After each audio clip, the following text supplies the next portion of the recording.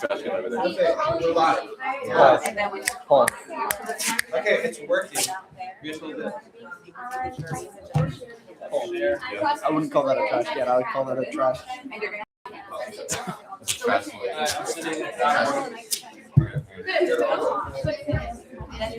I'm just reducing tension. Wait, can we get to? I was gonna say this. Does anyone else do that?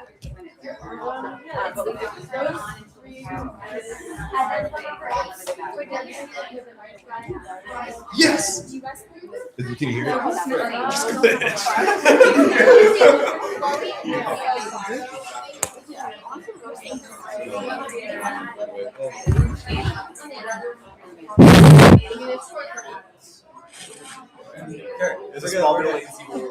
Okay, wait. Got mints. We got mints. Hey, Your Honor, if I do Like everyone in the room to be quiet so we can test out the mic. Because Miss Hamza, that doesn't work. We can use my phone to connect to it, and we can put the phone nearer to where No, everyone listen, is. it is what it is. It's just gonna get what it can get. Yeah, we got it. What? We have everything in view. It is what it is. You're just gonna leave it on. Where is all this stuff going? Can you put everything away? This is going. Right, you can just put it like right in here. How can we make sure we don't hear that horrible noise? Okay, there we I go. turned it off. We were just making sure the volume worked. Do you have a link for me? Yes. I'll send it. Send it out. What can we see? Oh, yeah, show the screen. Hey, can you guys play the camera real quick? This area. That's fine. We might need to use your phone for hotspot though. Or you this hotspot is I'm connected to this. I hope you guys get it. You're not on mic.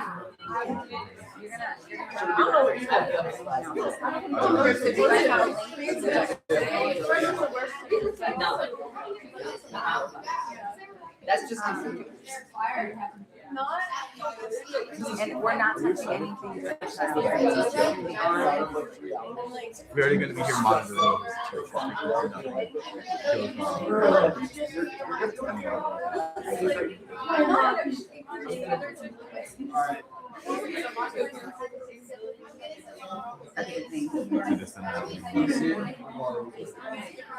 Just join the stream open so you can hear it. Because we're getting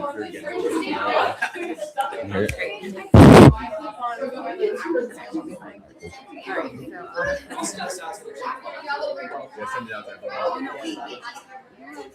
Just our class, because they all.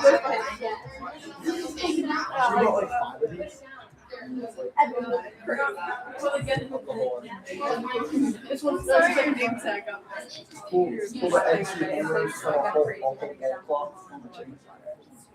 Wait, you pull it on the way down. I'm not stressed about the trial at all. I'm just stressed about this. I think that's 10 in about 5 minutes. I got people that you Yeah, we have 1 subscriber. Wow, these never in a jury box, especially with We're live. Does the mic work? Yeah, everybody can hear you. Get what we Dude, I don't have time. Everybody at the schedule. Evan, the whole world's watching. Nothing. Evan, come here. John, come here. Yo, Evan. It's tiny bit of leak. Even, come here. Yeah, that's true. Yeah.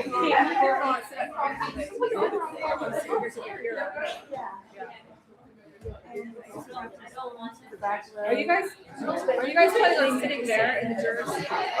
Yeah, we can move. Maybe. We need 6 jurors to be sitting in the front. We can move to the back, but this is just gonna be here. Is that okay? Well, or we can we move the computer? That doesn't have to Yeah, be we can move here. the computer, but this tripod has to be here. So let's move this back.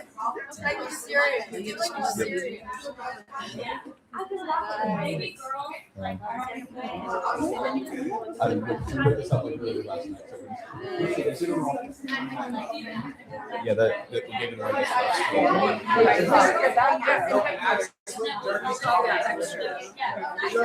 Oh, I see what we're doing John, sorry, the camera.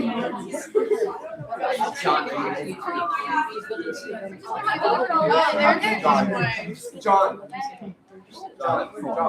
Please, John, please hold. Please hold. Okay, so wait, here. Here's I think it's the first time they did something like that.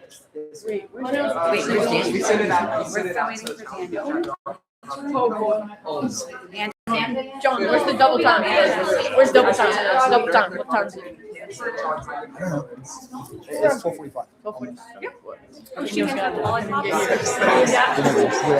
And Amanda.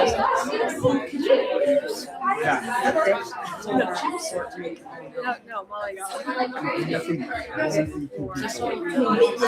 We started 15 minutes and we're missing 2 people.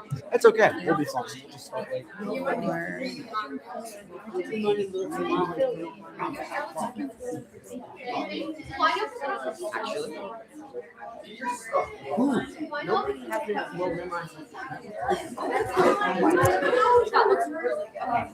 Are we level, Jude? The front row. Are we level? All right, cool. Does this bother you? Does this bother you? Thank you.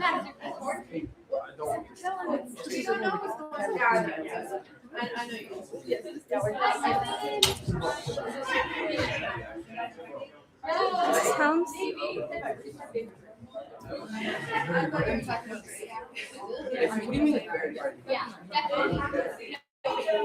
Maybe I should leave her.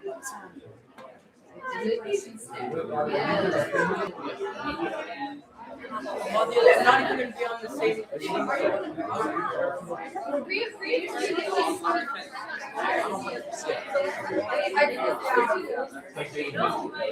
It's just this court. Yes.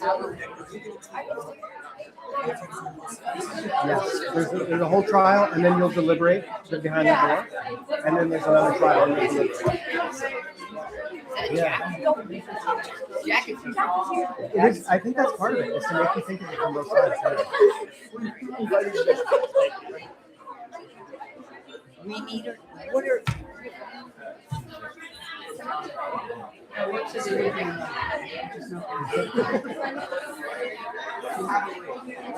Wait, no, you're a jerk. Oh boy, Kellen's a jerk. Are you part of the jury? She said, "You want to be facing? You want to be facing?" Right. When you do your closing, you face it. Have it like this. Yeah. When you're doing it like this, yeah.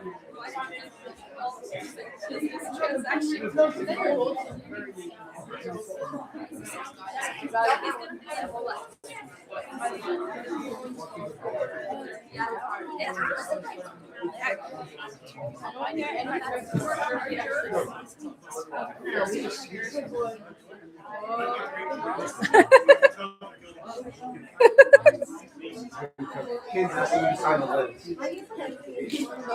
No, mine and I are like practicing walking. Like, don't fall in front of a jury. No, just to be in that one.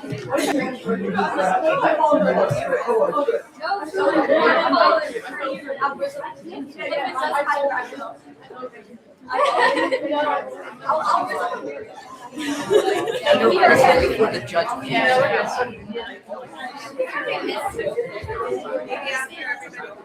I really need emphasis.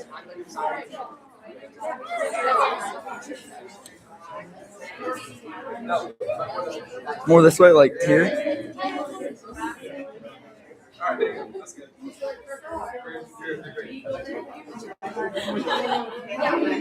Priya's here. She wants to come.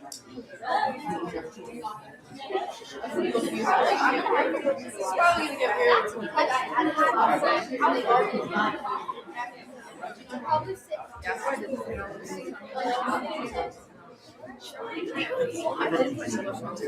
Yeah, right.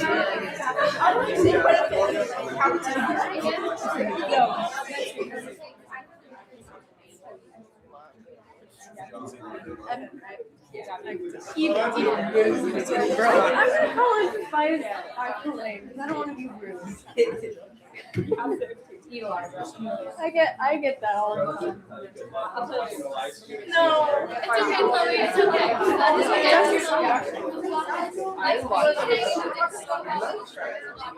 Hey, we're here because this.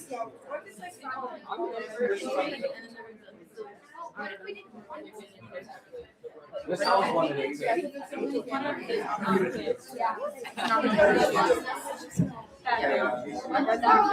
You ready?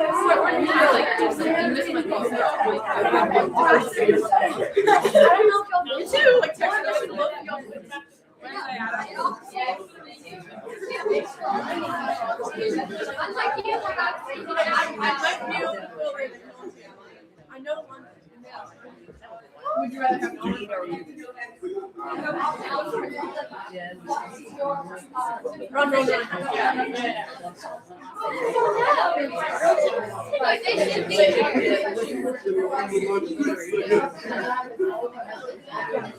When we find out who, we gotta set up.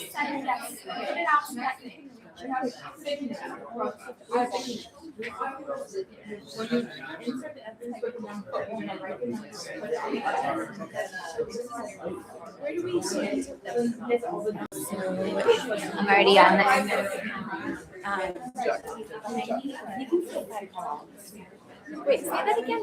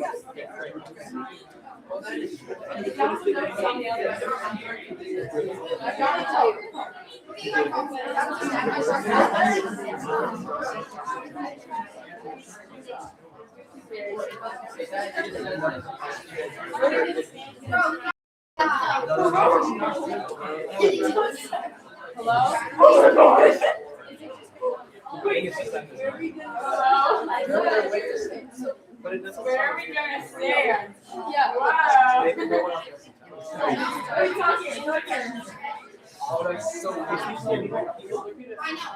It sounds. Hi, chat. Be sure to like and subscribe. It sounds crazy. So I would tell you. That's what your question. When you're doing your statement, Five people watching. yeah, so you want to be kind of back here. Like, I can talk to them. I didn't realize how weird this sounded. I'm trying to tell you. This There's house was a lot of kids.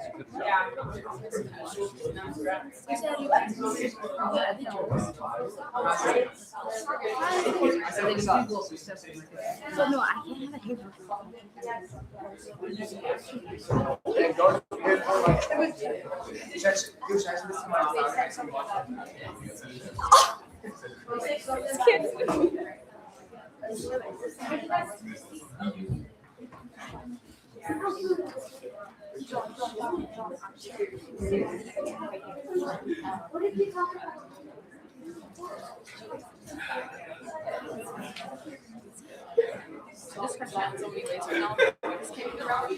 Oh my gosh, Amanda.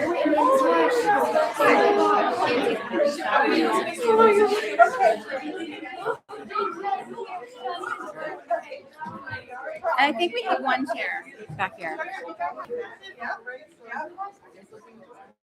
You'll be here.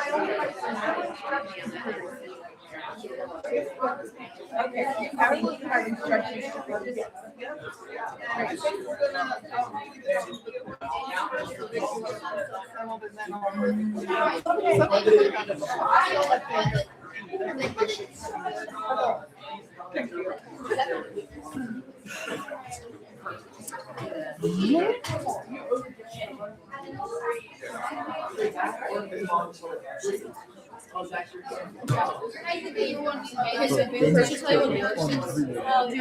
Daniel. Daniel.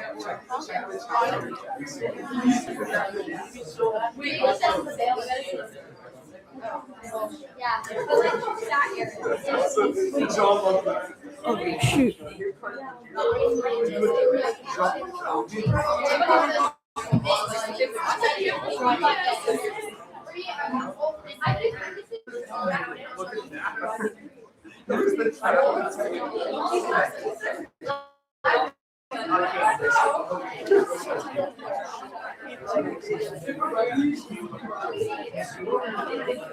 Okay, so these are my jury or our juries. So I'm Abby Savage, and I'll be the administrator. I've not done this, but I have been the jury many times. Have any of you done this before? Okay, that helps. That makes you familiar. So I already know this, so we're going to do 2 full trials. So we'll have one grading sheet for the first one and another for the second. Let's see. I don't know if I have a list of who is who. I will work on getting. I might only have. One set of evaluation. I think that is one. So I need another set.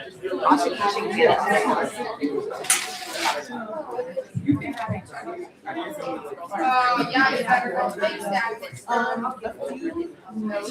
So the last thing, I want to take any notes. Put the notes here. The students then can just read them next to their score. I think that's usually, unless if you're doing your own shorthand and then you want to make it clear, at the end you can do that. But don't worry too much.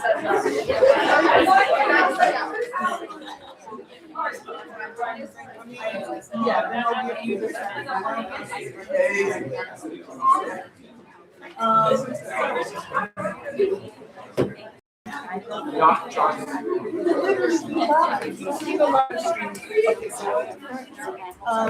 we're grading 1 to 5. As long as you agree, we can also use hash boards. So if you want to give a student 3.5, as long as that okay with that, just in the past year, one of the times I gave hash boards and somebody got upset because they didn't know they could. So I'm going to give you all the green light. We can give hash boards.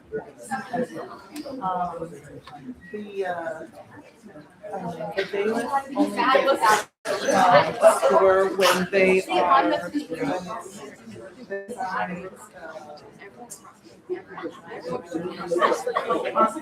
All right, I'm gonna probably leave you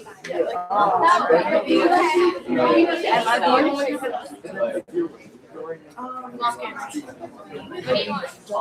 Usually there's a piece of paper that has a list of it should be pretty much in order. It should kind of go down. It should kind of go down in this order of the boxes, but just in case, I believe each team will have a paper for us so that we can know.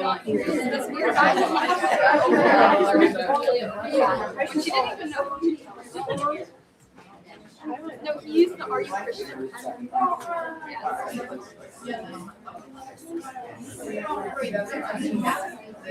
So after our Absolute third. I lost the same grilled cheese. go back there, they'll show us what room to go into. We can add all our scores up, and then we'll head back in for the second round. I also have Mrs. Helms has and everything during the intermission between. And you probably noticed that we're not going to talk to any of the students or parents in between until the whole thing's over, just so you know what your grades are. And then at the end, we'll announce a winner, and then the judge can add any comments. Yes. Oh, did you have a question? No. Okay. Oh, okay. Sorry. Let's see.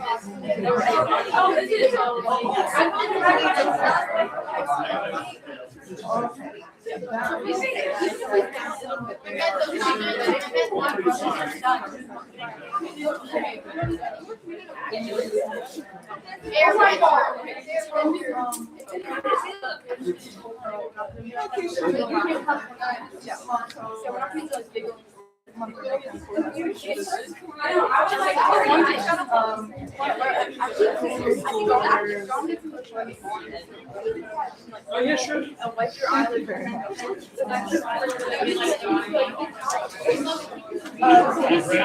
trial, you can put CRC trial number 1, and then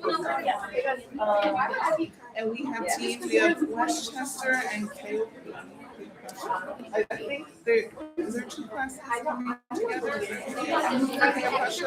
I don't know if that's or it's just one. Okay, awesome. All right. Okay, because I didn't know if they wanted to be referred to as King of Prussia or a different. All right.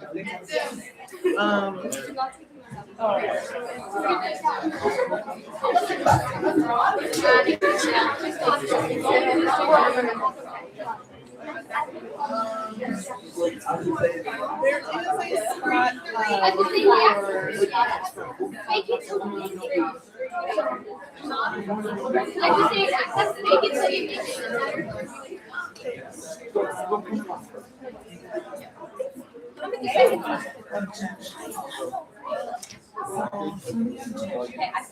I've seen it marked 2 different ways. If the team wants to make an objection and they're allowed to, but as long as it's not overruled, you could give them a point if they do that. That's, I think, the most consistent one. There was one where, like, well, if nothing went wrong, you just gave them a 5. So it's the most fair that if the team is successful with an objection, you give them some point. You can even do like tally wise, just a little point there. Right, just put it on the side, and then when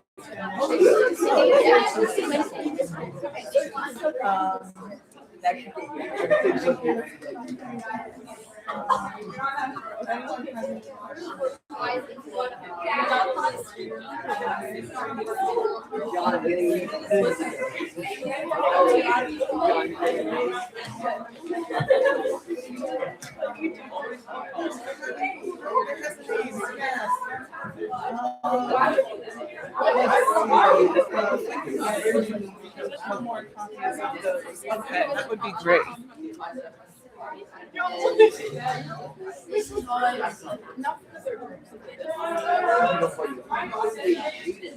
Yeah, they're good. They're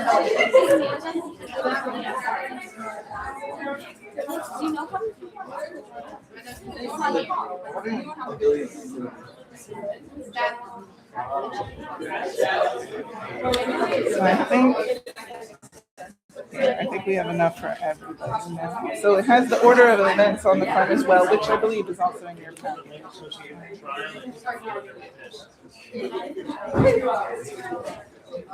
Shouldn't that be chaotic? I'm still saying that.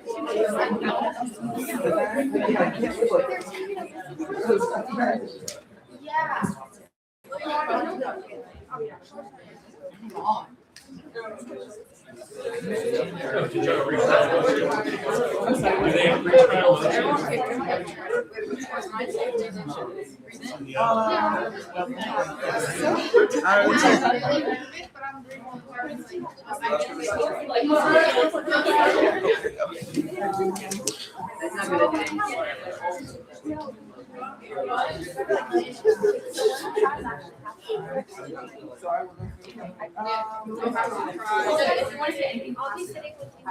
But you can't.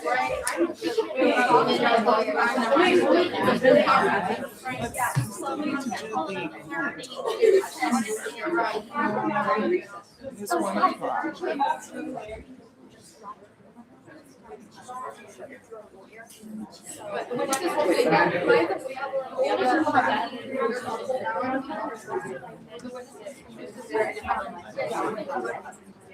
What's the point? Okay, jump.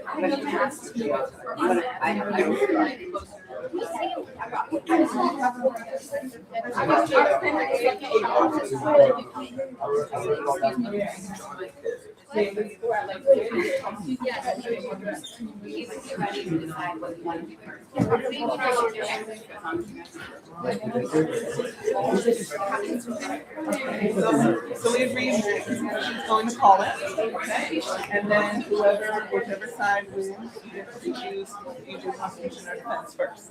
All right? All right, so some regular, and then tails. All right? You call heads or tails?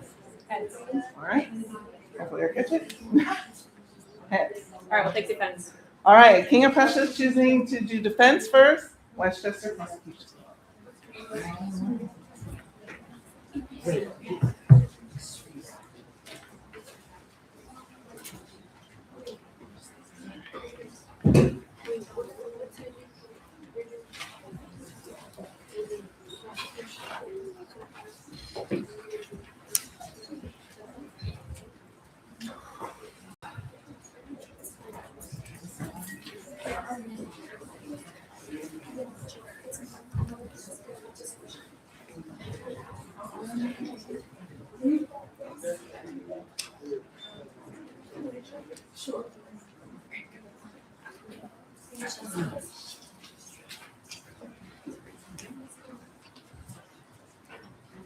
All right, good afternoon. Welcome to our 2026 Challenge B mock trial. Let's open with a word of prayer. Lord, thank you for this beautiful day. Thank you for getting us all together. Thank you for helping us to have worked out all the details to make this possible. I also thank you, Lord, for all of the students and the directors for all of their preparation. I thank you for blessing and helping bring things to their remembrance. And thank you, Lord, that we can just come together and celebrate all the hard work they've done and that we can have a lot of fun. In Jesus' name, amen. All right, my name is Abby Savage and I am serving as administrator for today's event. As we start, I want to provide you with an overview, a few brief instructions, and encouragement for our students. Mock trial is an opportunity for our Challenge B students to celebrate and practice everything they've learned. Students practice public speaking, logical thinking, storytelling, the art of rhetoric, teamwork, and more, all while learning about justice and the judicial system. Y'all have worked hard. Although the judge and jury evaluate the students on their performance and a verdict and a winner will be announced, the focus is not the competition between the students. In skills, ownership, and discipline. Audience members, we're so thankful that you are here. Your support for the students is immeasurable. Please take a moment to verify that your phones are on silent so that you don't have any surprises during the event. If you do need to use your phone, of course, please step outside the courtroom. Be mindful that it's a business day at the courthouse, so there are other things going on, so we want to keep our voices down. After the trial begins, all active team members will remain inside the bar or in the front row for the students who are not yet up here. Team members who are not actively participating are in the front row, but we may not congregate together. The students up here may not talk to the parents or directors until the entire event is over. All right, spectators and tutors, please remain outside of the bar and refrain from communicating with students of all kinds, no talking, texting, cheering, even though we might want to, until both rounds are finished. Restrooms are located this way, out to the right. Yeah, the men's are the first right, and the women's go all the way down. Okay. Awesome. So in case anyone needs to use the restroom. All right, students. Today is a celebration of your hard work, regardless of what the outcome is. So your success in it is what you have achieved through diligent preparation, and we are all so proud of you. All right.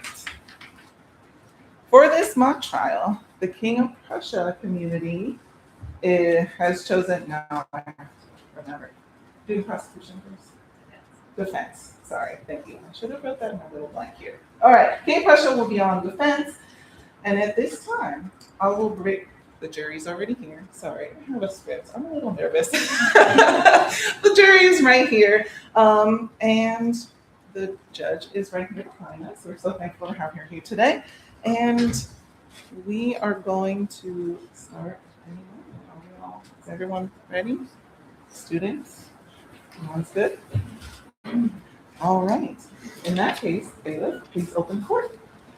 All rise. The Superior Court of Montgomery County is now in session. The Honorable Judge, Diane Elderkin, presiding. God save the state and this honorable court. Please be seated.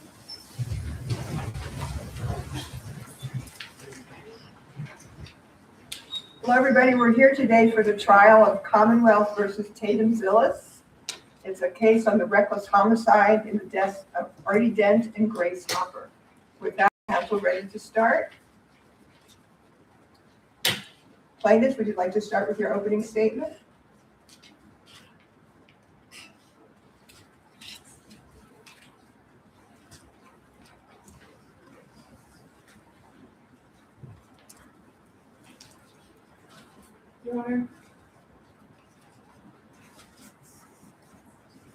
Your Honor, may I please approach the jury? You may.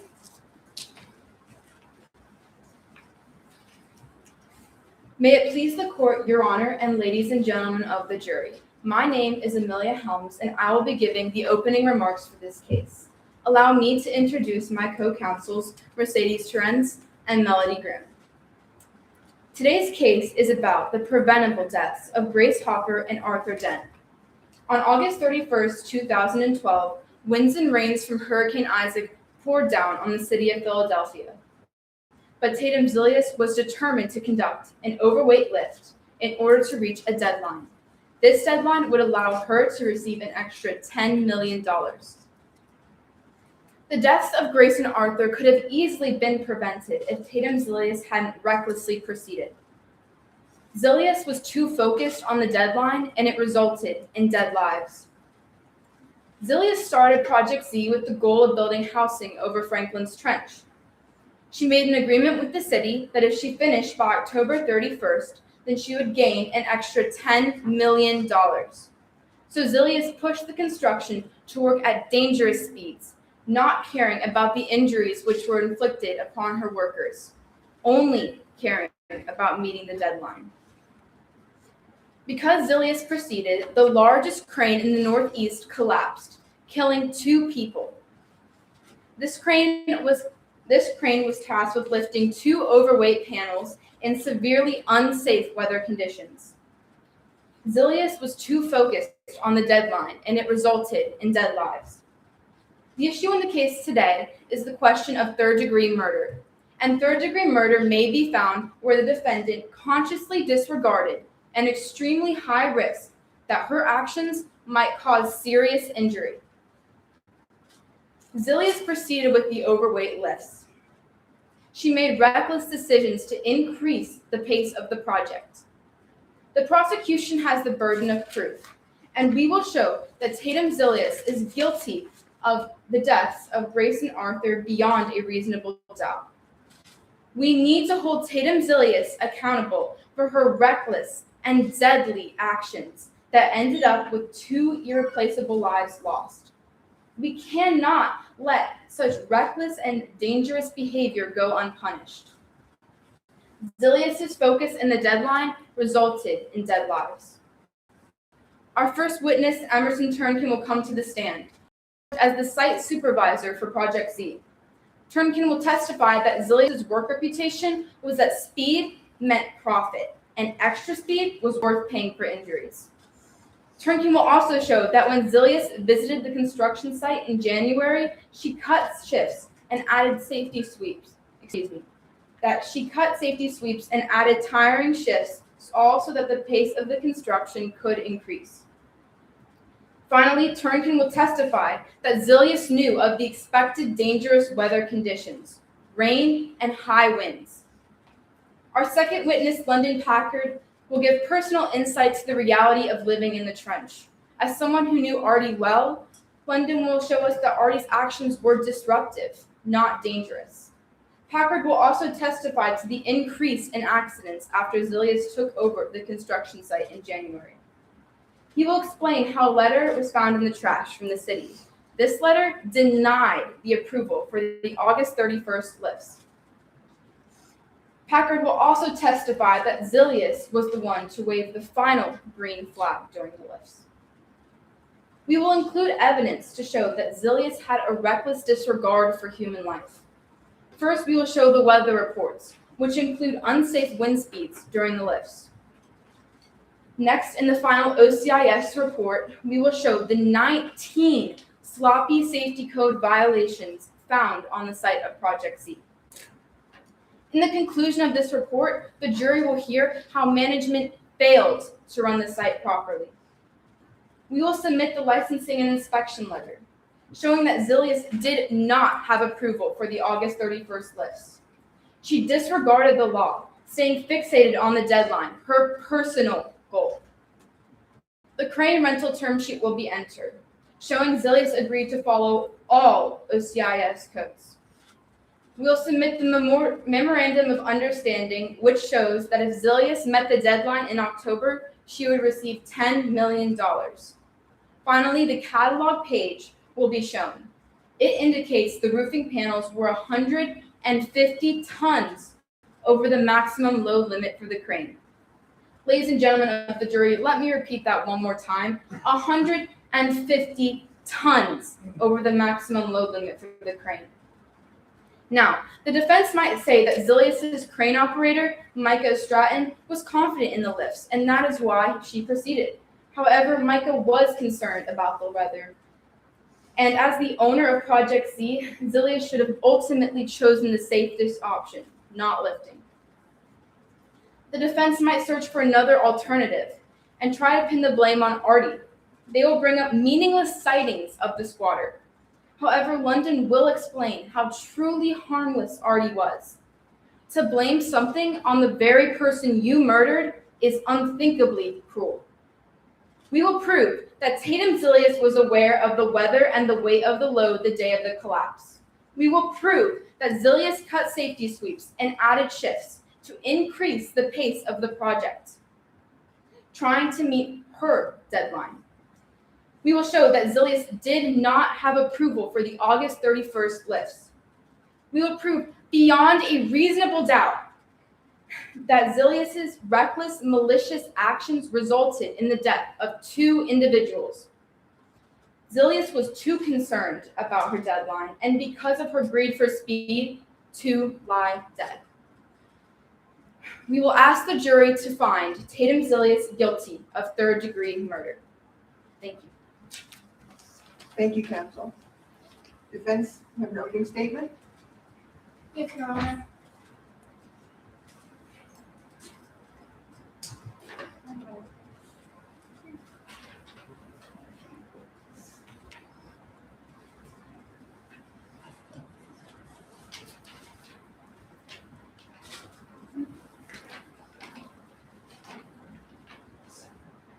Your Honor, may I approach the jury? You may. And henceforth, you may all do so. You don't have to ask, but thank you.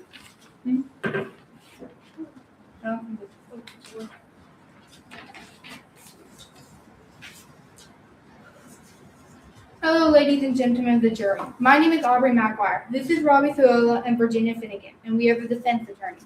Our witnesses are Micah Stratton, Reese Stettner, and Tatum Zilius. And we, the defense, would like for you to imagine August 31st, Franklin's Trench. Wind reeling, rain pouring down so hard you can barely see ahead of yourself. And out in that storm, there is Tatum Zilius, Emerson Turnkin, Micah Stratton, Reese Stettner, Grace Hopper, London Packard, and Arthur Dent. All looking to one thing, the crane, or its name, Fighting Phil. All waiting to see what would happen, all wanting different outcomes. Excuse me, counselor, can you hold the mic a little closer to your mouth? I'm sorry to interrupt. For London Packard and Arthur Dent, this crane and the building it was making was right on top of their home, where they had lived for many years. For Reese Stettner, a freelance newspaper writer in desperate times, in desperate need of a new story to write about it. For Micah Stratton and Grace Hopper, this was just another job they were doing. For Emerson Turnkin and Tatum Villius, this was their work they had put so much time and effort into. They went through many. How did we get here? August 31st, Franklin's threat. Fighting Phil came down, instantly killing Grace Hopper and Arthur Dent. Is this Tatum Villius' fault? No. Some people may argue it was his site, but what about Emerson Turnkin, who was given complete job site control? Grace Hopper, whose job was to make sure the site was safe, and if it wasn't, to say something about it. Mike Stratton would still even tell you he had no idea how Fighting Phil came down.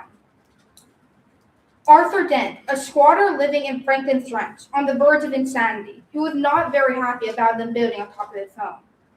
Reese Dedner, a freelance newspaper writer who happened to be at site every single day of the year. The prosecution may try to twist these facts and make it seem that Tatum Villius is solely responsible for this terrible incident. But this is simply not the case, for many different people played a part in this sad story. And by the end of this, we will hope you know what happened at the Forsaken site and know that it cannot all be one woman's fault. Thank you. Thank you. Okay, is the prosecution ready to proceed? Yes, Your Honor. You may present your first witness. Your Honor, I would like to call Emerson Turnkin to the stand.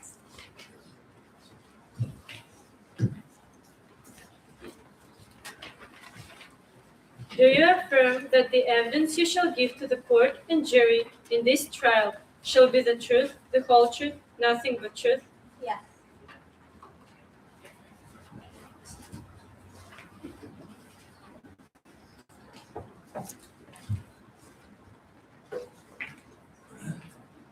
Would you state your name for the court?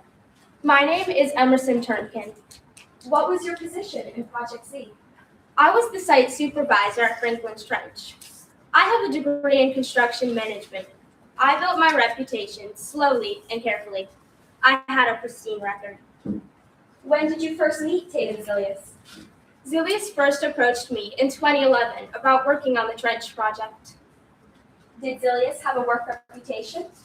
Zilius' work reputation was clear. Speed meant profit, and extra speed was worth paying few citations.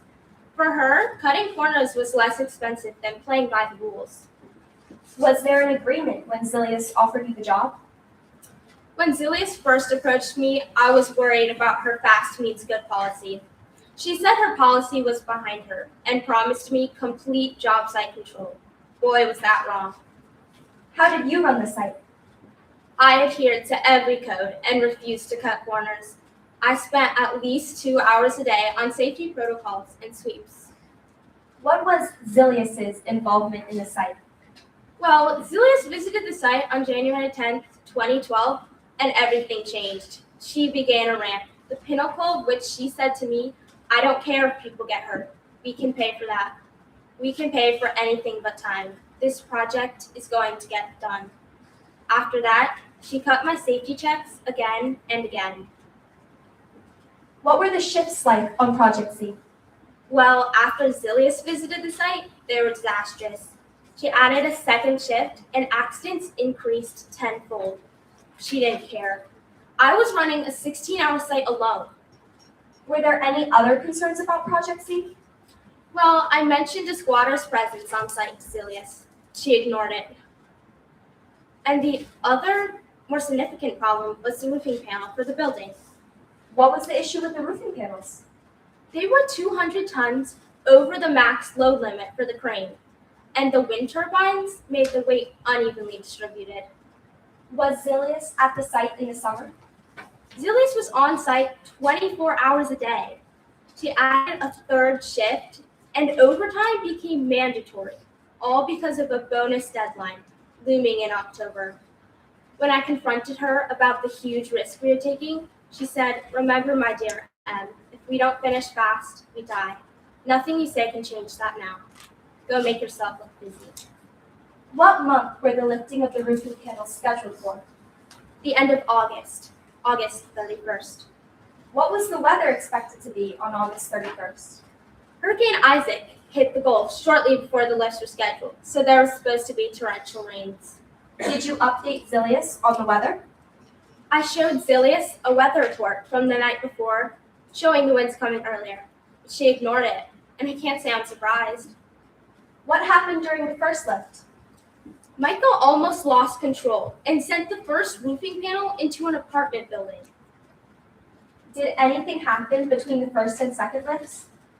I confronted Zilius about the huge risk we are taking. I reminded her of the overweight load, the unusual shape of the roofing panel, and the high winds. But instead of listening to me, she told Grace to confront Micah.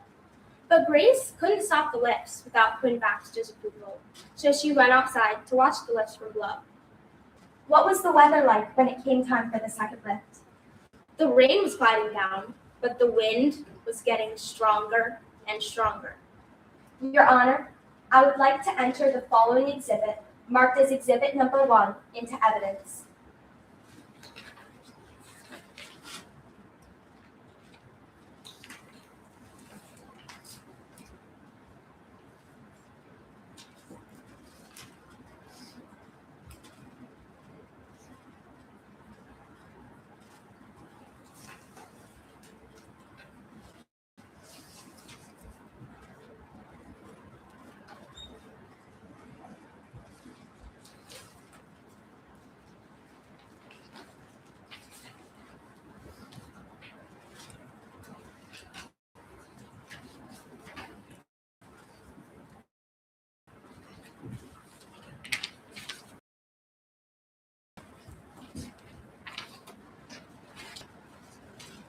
Any objections from the defense? No. You have the witness identify the documents. Yes, Your Honor. You have what has been marked as Exhibit Number 1 for identification. Would you identify this, please? These are the weather updates from August 31st. Would you The please read? exhibits, it's entered then. Thank you. That note's good. Would you please read the wind speeds on the 3:15 p.m. weather update?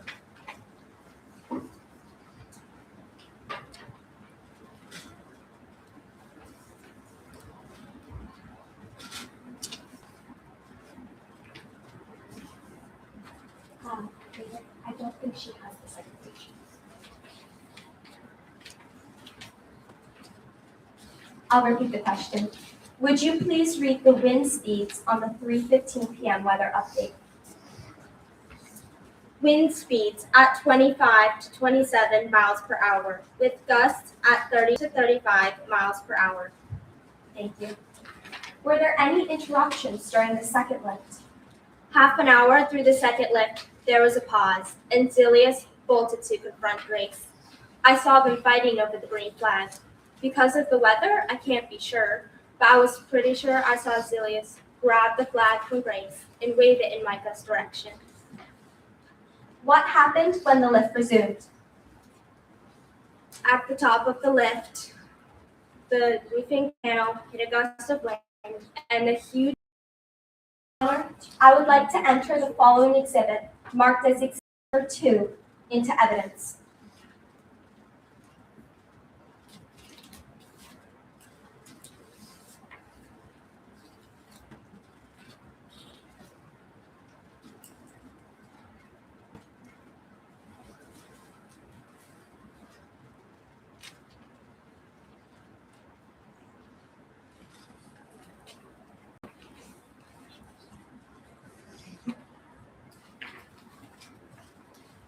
Any objection from the defense? No. You have what has been marked as Exhibit Number 2 for identification. Would you identify this, please? This is the final OCIS report regarding August 31st, 2012, collapse of crane Titanville. Would you please read who wrote the report? This is prepared by Quinn Baxter, Senior Lead Investigator. Would you please read the first 2 sentences of the first paragraph in the narrative? At 2:45 p.m., the second lift of the day commenced, despite the rains and gusting winds. The object being lifted, a piece of roof weighing some 2,900 tons, was greater than 85% maximum tolerance for the crane. Of the list of 13 code violations, would you please read numbers 3, 5, and 7 under the code violations observed on site? No records were kept of morning inspections on either of the cranes on site. Records of evening inspections for the building crane, bite and fill, do not show the expected level of precision for complete inspections. No documentation of bi-hourly site sweeps. Would you please read numbers 3, 5, and 6 under the additional contributing factors other than violations? Management failed to carefully monitor the metal fatigue of work equipment. The lift was performed outside the manufacturer tolerance for windage.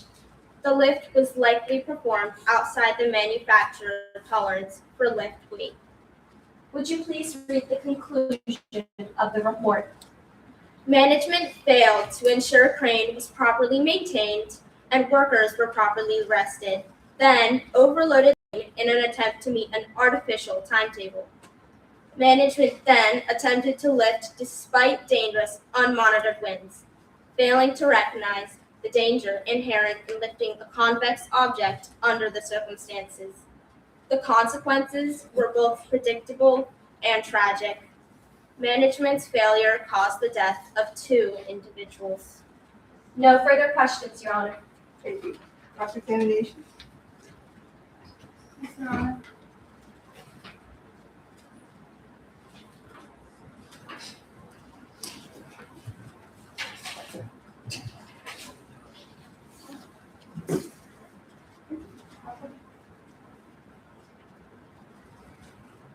When were you hired by Tatum Villas? In the summer, What was your job? I was the site supervisor. So were you the one who did the safety checks at the site? Yes, Was there any unwanted guests on your site? there were some squatters, but they were harmless. Did you do anything about them? No, Didn't you meet with their self-proclaimed leader, London Packard? yes, I did. How did that meeting go? I accidentally started a meeting. How did the meeting end? I started a feud. How much of the site were you in control of? As much as Zilius wanted me to be.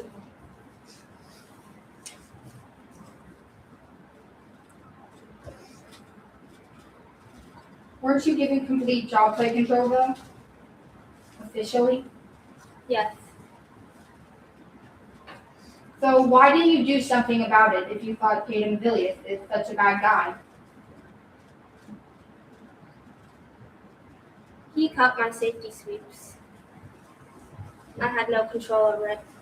But you just said you were given complete job site control. Zilius was the boss, and he ordered me to cut my safety sweeps. Did you stop doing your safety sweep once Tatum arrived? No, I kept doing my safety sweeps. Is it true that you could have stopped the lift the day of? Yes, So why didn't you?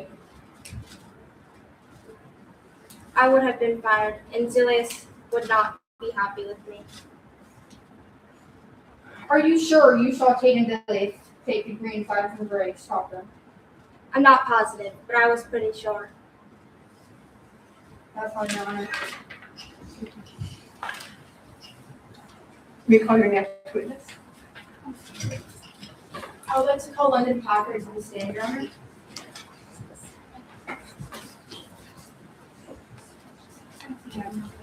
Do you affirm that the evidence you shall give to the court and jury in this trial shall be the truth, the whole truth, nothing but truth?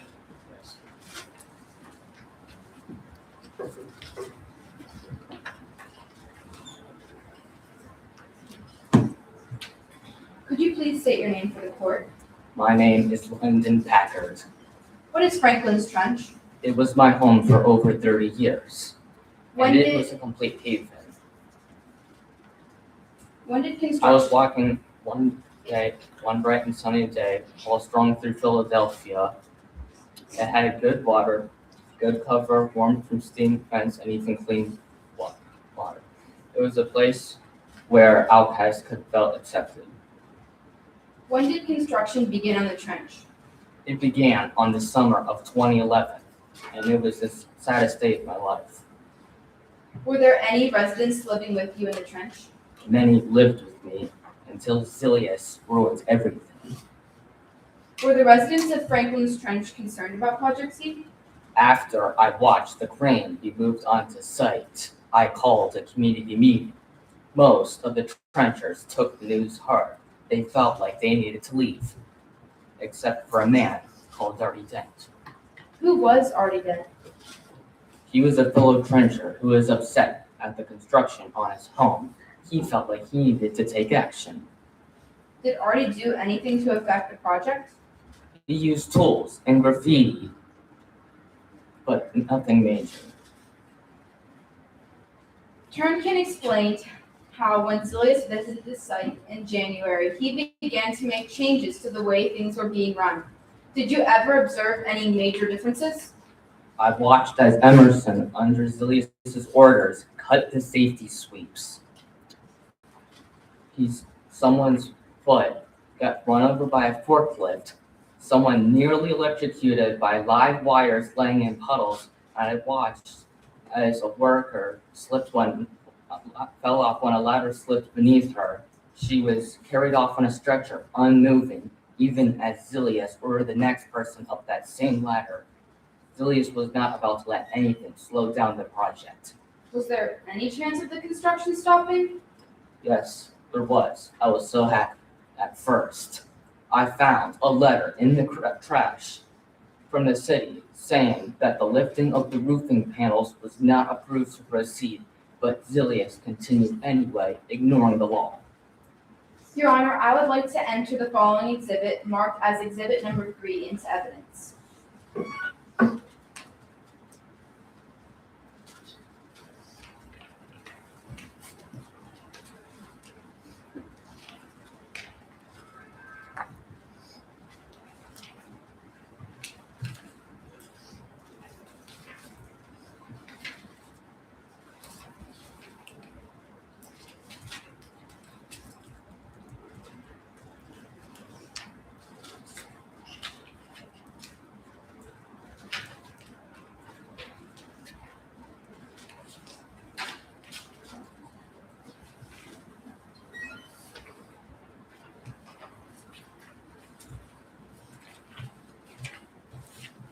Thank you.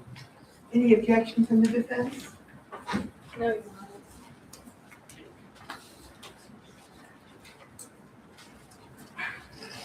You have what has been marked as Exhibit Number 3 for identification.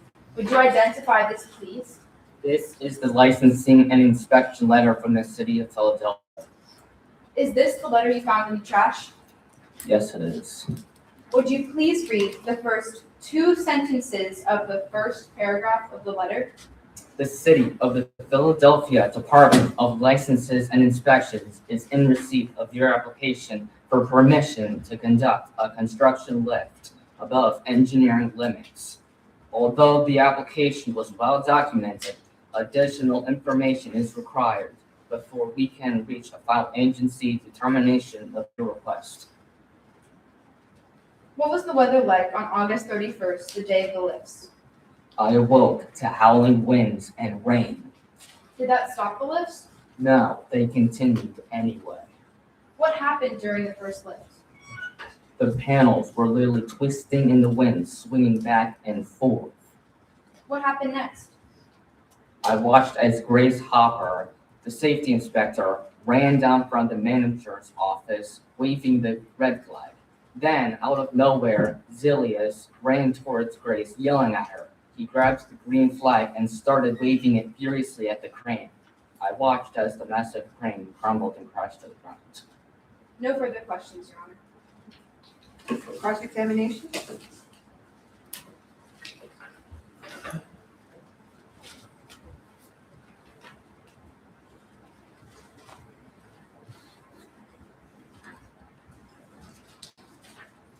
There's water, correct? Yes. Do you dislike Tatum Zillius for turning the place that you lived into a construction site? Yes. Was Artie Dent your friend? Yes. Didn't you say that Artie seemed weird and didn't take his medications? Yes, but he still took it. But he still took it though. Is it true that Artie suggested killing himself to make things more dramatic? He was just talking nonsense. Can you be certain that Artie or one of the other squatters didn't have anything to do with the crane being destroyed? I wasn't certain. Artie Dent did graffiti, right? Yes. If Artie Dent said he would destroy the project from within, Yes. and is it true that he said he would keep the enemy satellites off of you? Could you please repeat the question? Is it true that he said he would keep the enemy satellites off of you? Yes. And he attacked Emerson Turncoon with a shovel? Emerson wasn't hurt, but yes. And did he stole the wrench? Yes. And he wrote a manifesto to Bruce Benner? Yes. Tatum Zillius put up a fence to protect the squatters and keep them out, didn't she? Yes. Is it true that Emerson Turncoon lost her temper during your interview? Yes. There are no further questions, Your Honor. Prosecution have any further witnesses? No further witnesses. You rest your case. We rest our case. Okay. Defense, you may proceed. I would like to call up to this game Micah Stratton.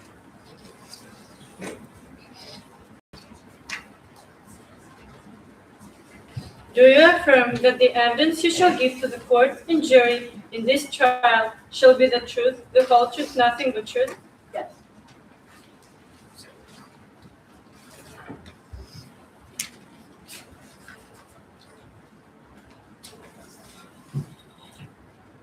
You may proceed.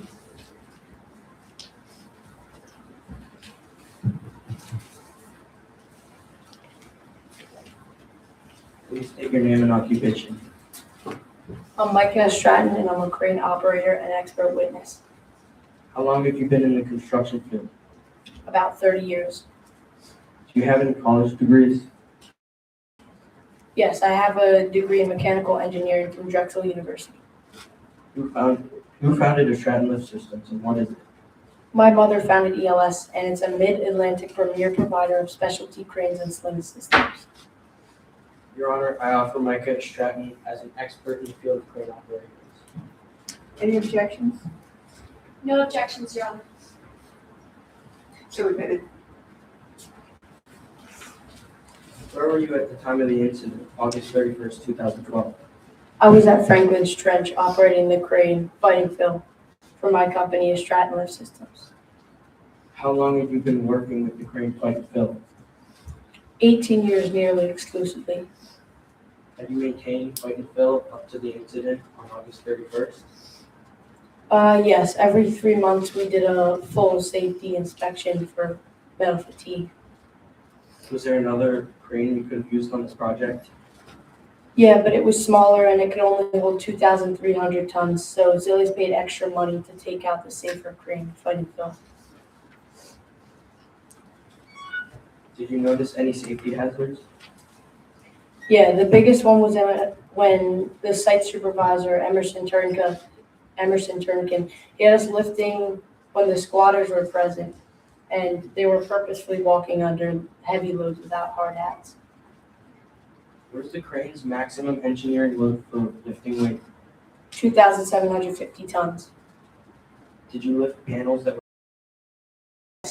So we lifted panels that were 2,900 tons, but that's because Fighting Phil's engineering load is set within 85% of its likely failure rate, meaning it can lift 323 tons over the panel's weight. And has this crane ever lifted heavier loads than this 2,900 tons before? Yes. Knowing that there would be high winds, how did you work this out? On August 30th, we had a meeting with me, Emerson Turnkin, Grace Hopper from OCIS, and Tatum Zilius. We all discussed it, and we knew the wind was a risk, but we felt that we needed to proceed or else we would lose months of work, and Grace didn't stop us. Did anyone try to sabotage the lifts? Yes, a few times we had to stop the lifts because of missing tools, and once there was a wrench in the gears, and many people witnessed Artie Dent to be running around with the previously missing fire axe. How did the first lift go? It took a second to handle, but after that it was fine. During the second lift, what did you notice when the crane started to collapse? Well, the panel caught the wind, and then I saw the low hydraulic pressure indicator blink on, and then I heard the strut snap.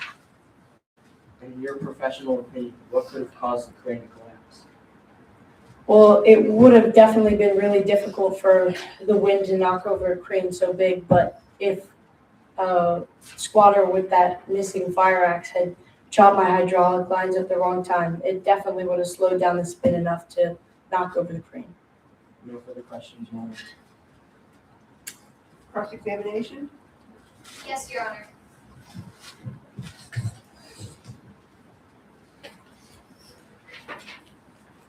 The crane fighting field has had its share of accidents prior to the one at Franklin's Trench, correct? Yes. Specifically, the crane's cable has snapped during one job, right? Yeah. Were squatters walking under the loads being lifted by fighting field? They were, yes. And they weren't wearing any protection, correct? No, they weren't. Because they weren't wearing any protection, the crane had to hold the loads it was lifting until they left. Isn't that right? Yes. Holding the loads put unnecessary strain on the crane, right? Yes. Your Honor, I would like to refer to the following exhibit marked as exhibit number 2, the final OCIS report.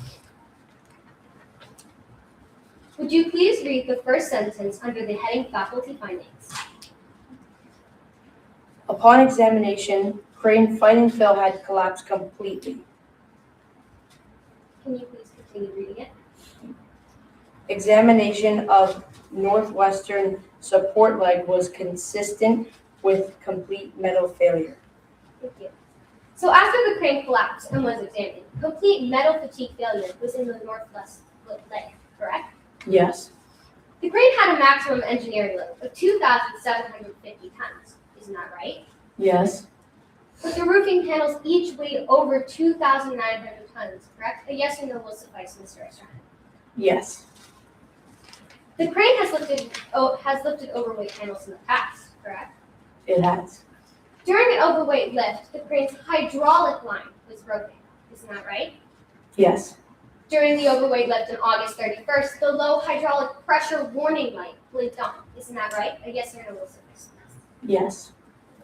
After the warning light blinked on, the crane collapsed beneath you, correct? Yes. Do you acknowledge that on the day of the big lifts, the weather was not ideal? Yes. Do you also acknowledge that the weight of the load exceeded the 85% of maximum capacity? Yeah.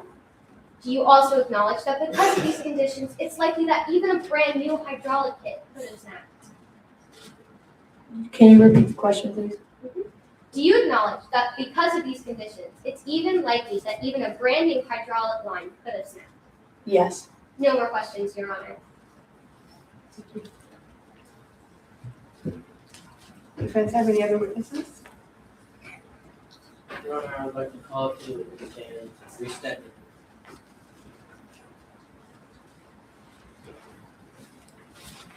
Do you affirm that the evidence you shall give to the court and jury in this trial shall be the truth, the whole truth, nothing but the truth? Yes.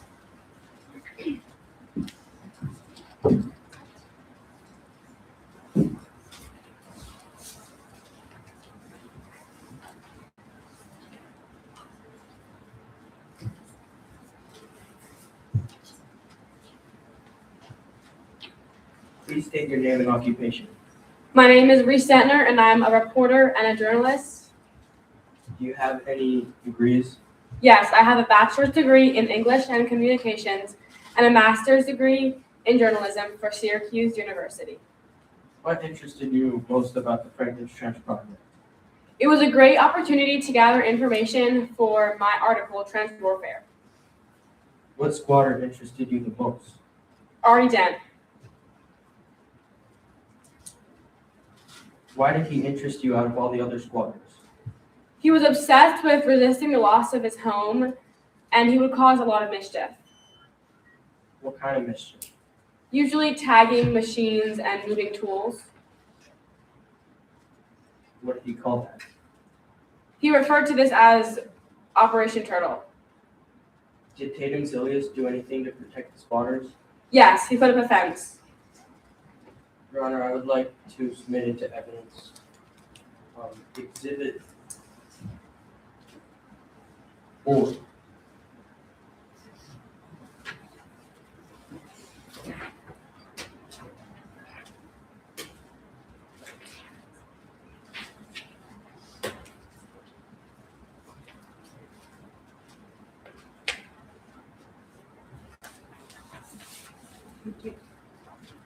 Any objections? No objections here. Would you identify it? This is Artie Dent's manifesto.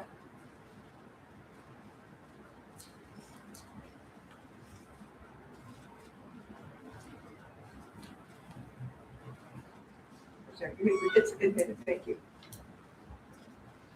How did you obtain it? Shortly after the crash, Lennon Packard gave it to me in a sealed envelope.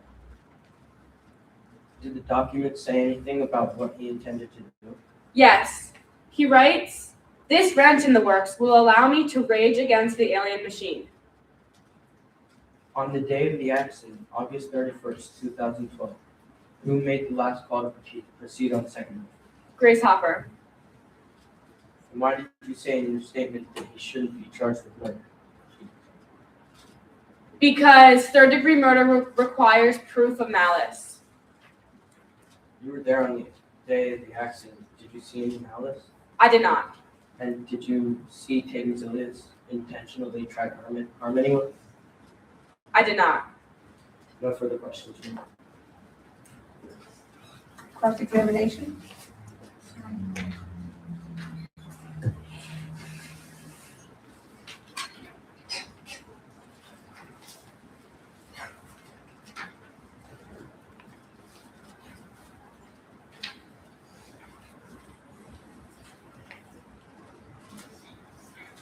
You investigated the trench because Tatum Zilius had a terrible safety record, correct? A yes or no will suffice instead. Yes.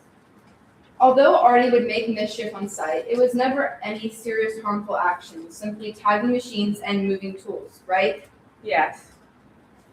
After Zilius took control of the job site in January, you observed an argument with your long-range mic between Emerson and Zilius, correct? Yes. In the argument, Zilius yelled at Emerson about how they could pay for anything but time, and how time was the only thing that mattered, correct? A yes or no will suffice instead. Yes. Also, when Zilius took control of the job site in January, you began to notice more injuries. Isn't that true? Yeah. I would like to refer to exhibit number. I would like to submit exhibit number 5 into evidence.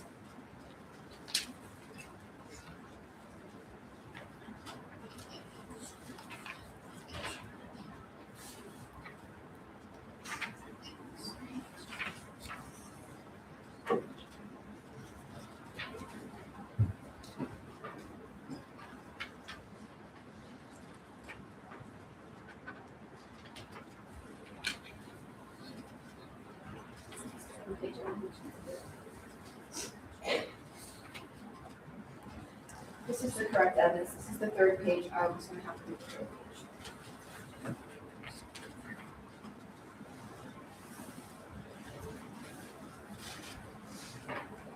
page. Any objections? No. Could you please give one to the judge? Sorry, they're actually both the same thing. It's just 2 copies.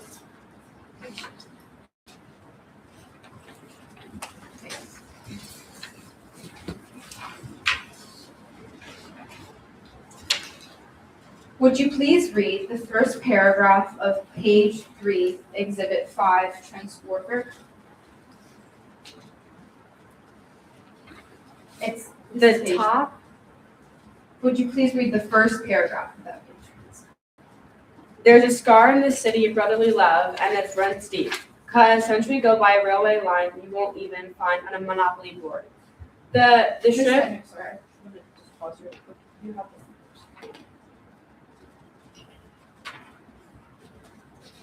I apologize. This isn't. Read that one. Thank you. Sorry. Could you please read the first paragraph of page 3, exhibit number 5? Small wonder then that Franklin's Trench has had more reported injuries than any other construction site in Philadelphia over the past 50 years. According to the Bureau of Labor Statistics, at all construction sites in the United States in 2011, there were 5.6 injuries per 100 full-time construction workers. At Franklin's Trench, the ratio is an astonishing 15.7 injuries per 100, nearly 3 times the national average. And these are the people being trusted with lifting the largest roofing panels in the city's history, weighing millions of pounds each, into place in the middle of a dense residential area, right over the trencher's home. I apologize for the. On August 31st, you could audibly hear the crane's metal straining during the second lift, correct? Yes. No further questions, Your Honor. Does the defense rest? You have another witness? Okay, please call your other witness. Your Honor, I would like to call up to the stand our third witness, Tatum Zilius.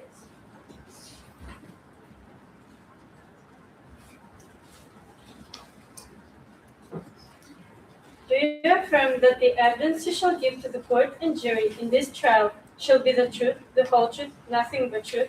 Yes.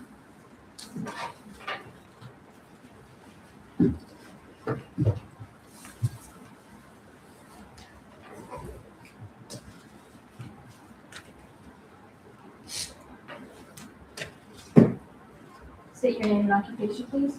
My name is Tatum Zilius, and I founded Project C. Where were you born? I was born in Franklin's Trench. Were you financially well off as a child? No, my mother was working multiple jobs to try to get me to live the life that most other children lived. What was your early life? It was kind of crazy. We were always running around. My mom paid for tutoring and sports. How did you get into construction? I dropped out of college and began fixing up houses, and then I can just continue. You mentioned before that your mother was working multiple jobs. How is she doing that? Objection, Your Honor. This testimony is irrelevant to the case. Can I hear the question again? I'm afraid I'm having a hard time hearing. If you could, is your mic working okay? You mentioned before that your mother was working.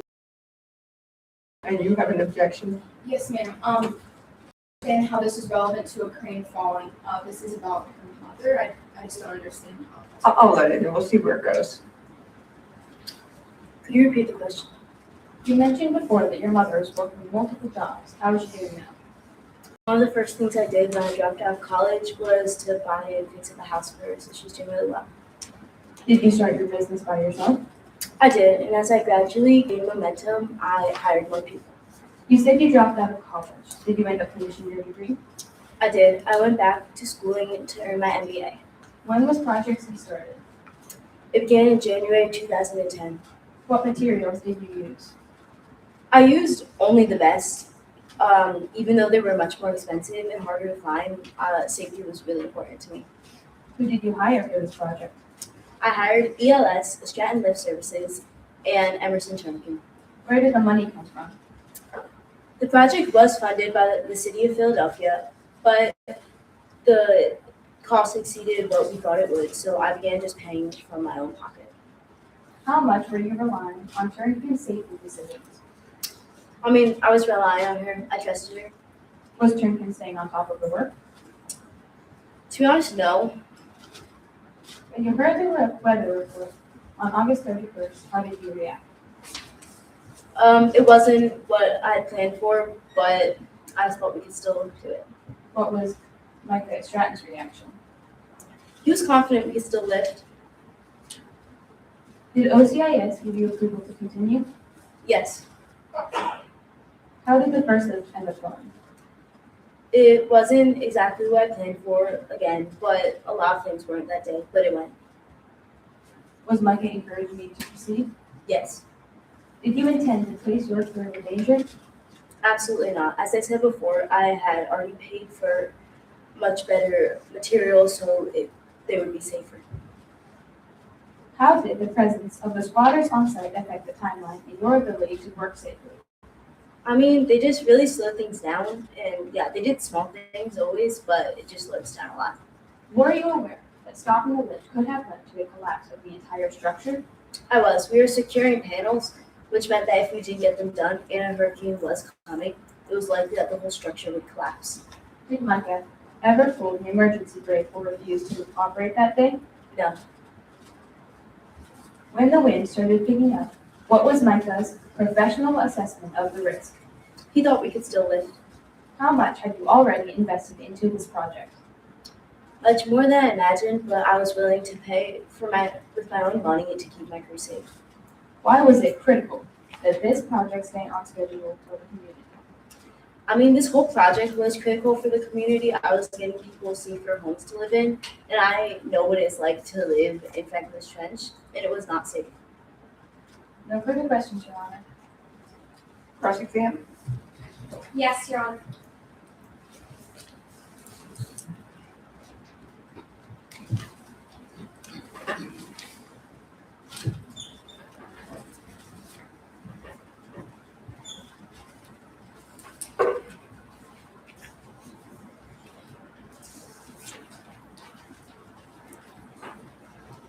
You value the speed of construction over the quality of the build, don't you? No, I value the quality also. So you don't build McMansions, houses where the speed of construction is valued over the quality of the build? It is valued, but not over quality. You set your sights on the October 2012 deadline, correct? I did. Your Honor, I would like to enter the following exhibit, marked as Exhibit Number 6, into evidence.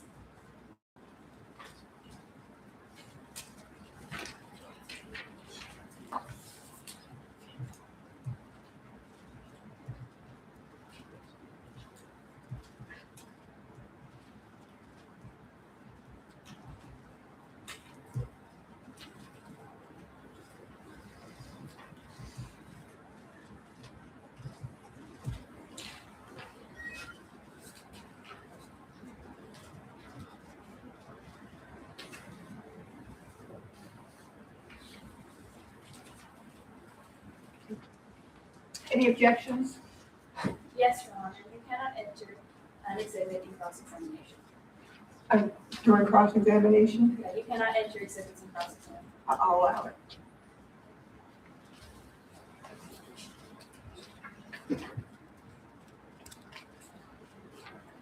If you miss the October deadline, you would lose $10 million, correct? Yes. You were aware that the panels were significantly over the set maximum load limit for the crane, correct?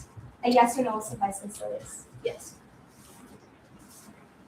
As we heard from Emerson Turnkin, the sustained wind speeds on the August 3:15 weather report were 25 to 27 miles per hour, and the wind gusts on the report were 30 to 35 miles per hour.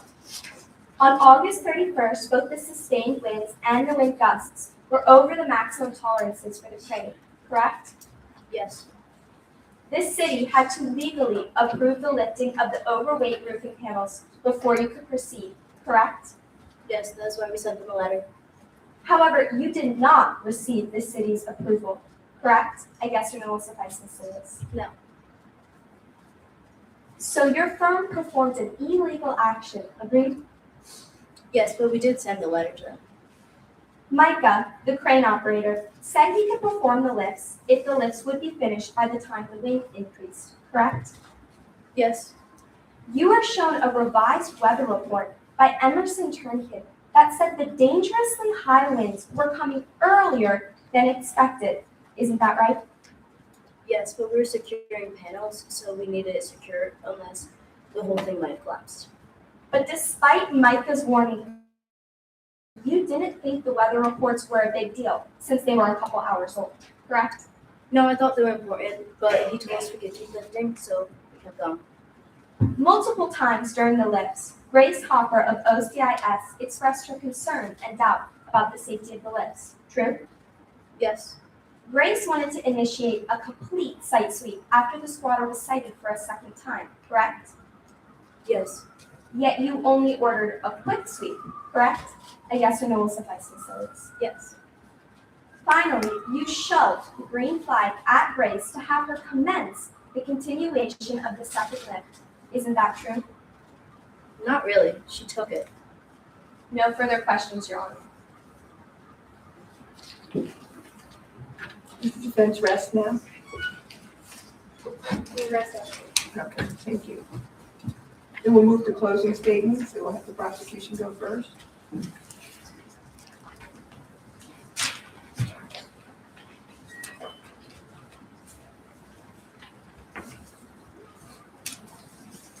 May it please the court, Your Honor, and ladies and gentlemen of the jury.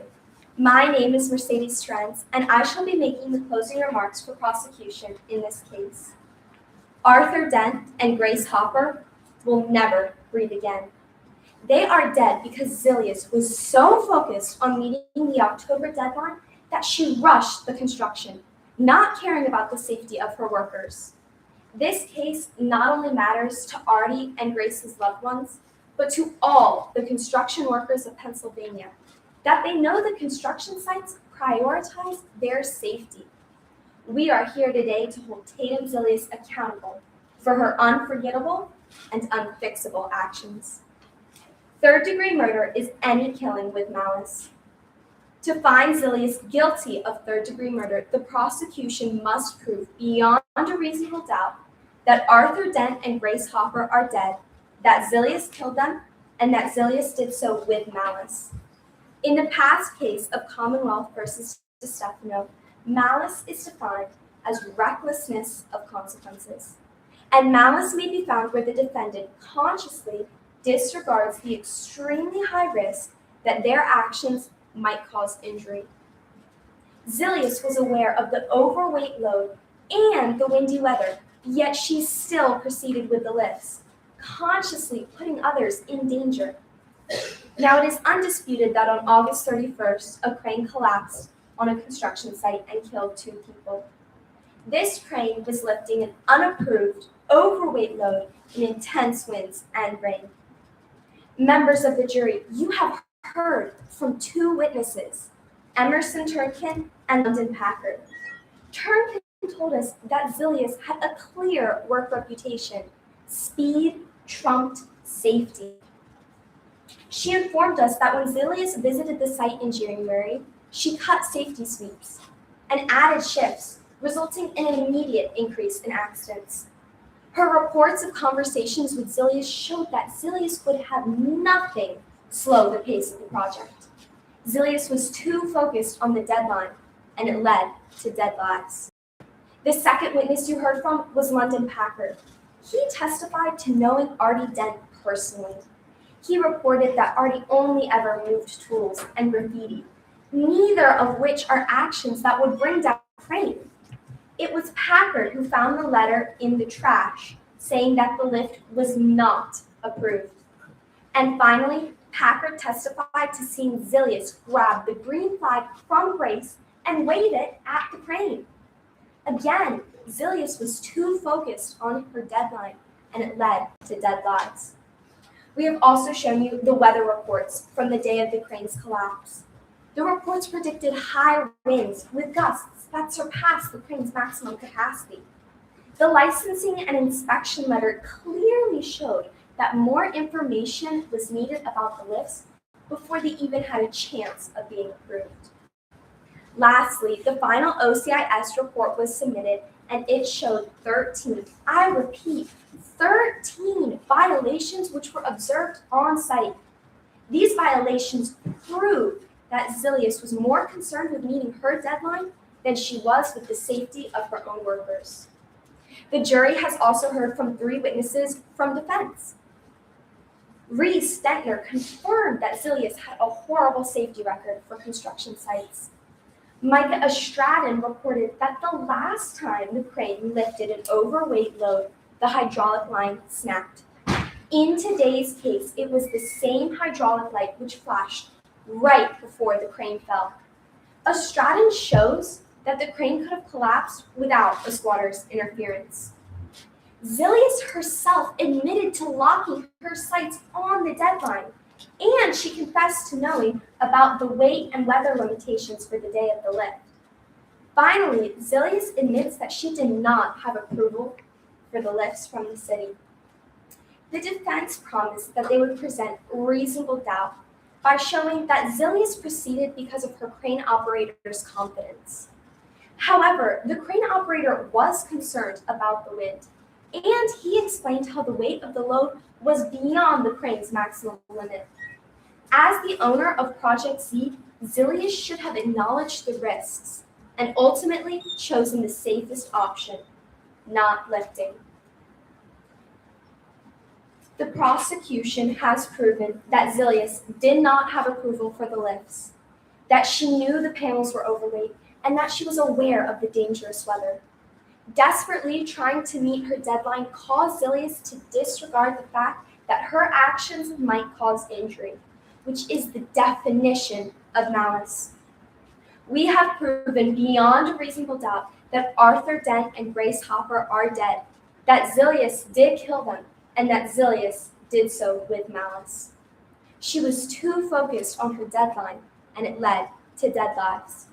We ask the ladies and gentlemen of the jury to find Tatum Zilius guilty of third-degree murder. Thank you, counsel. Defense closing?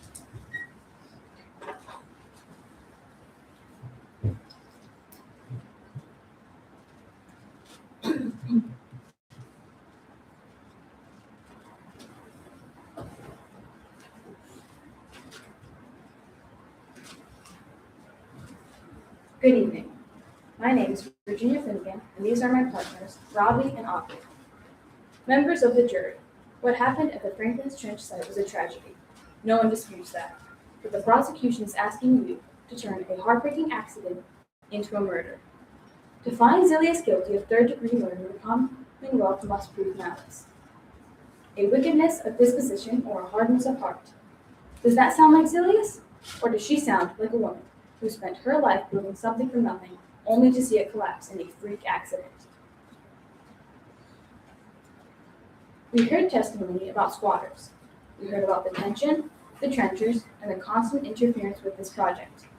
Can the Commonwealth say with 100% certainty that no one tampered with the crane? Can they prove Arthur Dent and his associates did not play a role in the instability of the site? They cannot. And if there is any doubt at all, that outside influences caused this collapse, you must acquit. The prosecution wants you to believe Zilius forced this lift out of pure greed. But look at the evidence.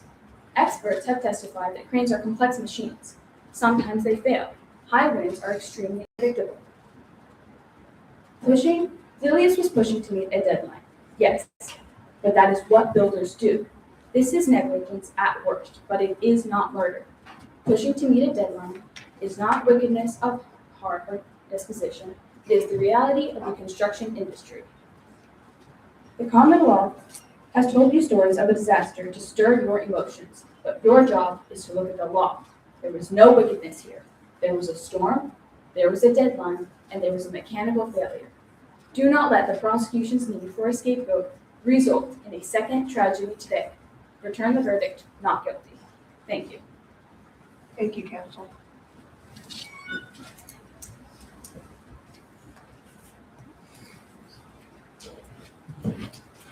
All right, well done, students. We are going to now have a brief intermission.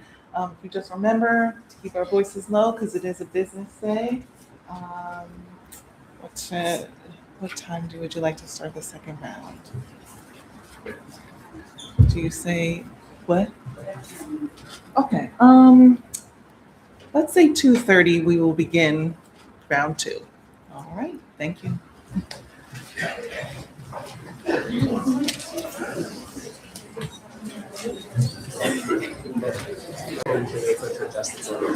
Oh, sure. Paul. That's a survey.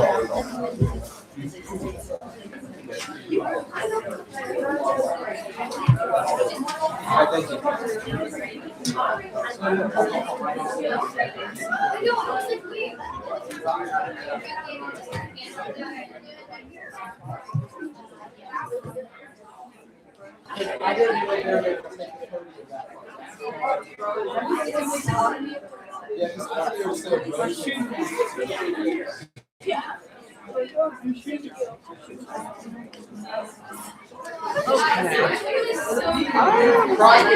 Mercedes, y'all aren't allowed to talk to each other.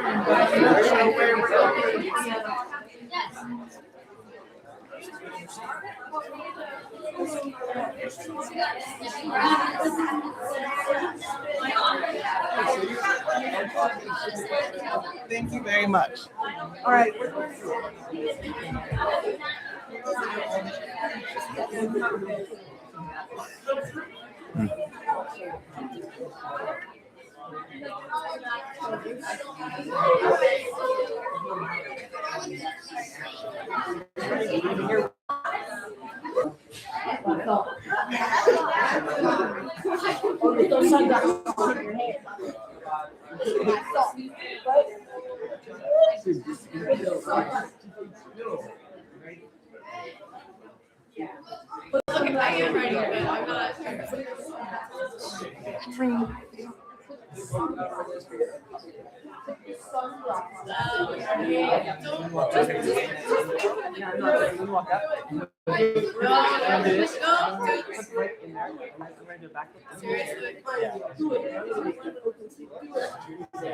On the mic drop and then take it out.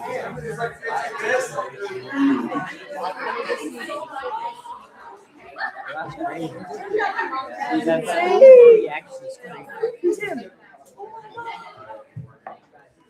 All right, chat. Be sure to hit the like and subscribe if you like what you see. Am I good? Be sure to hit the like and subscribe. Follow for more if you like what you see.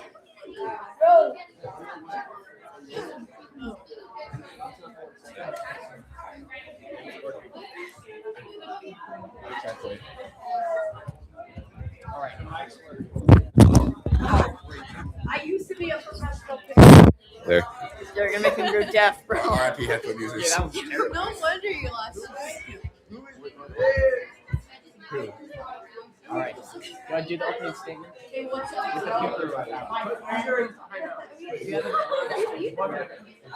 wasn't. If you have it memorized, then you gotta just like.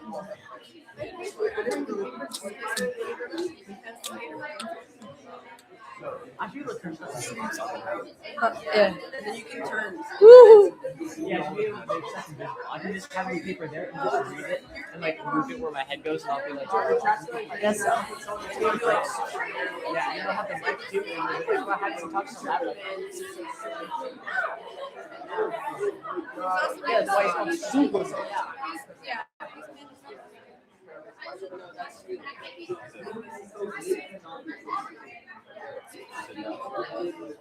Actually, a movie called Man of Steel. That's about steel. No, it's about Superman of Steel. It's about Man of Steel.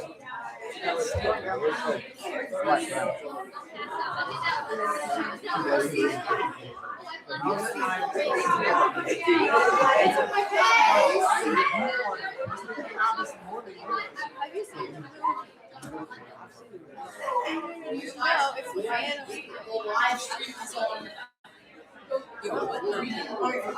We can't review other than to say that we cannot communicate. This is the live stream.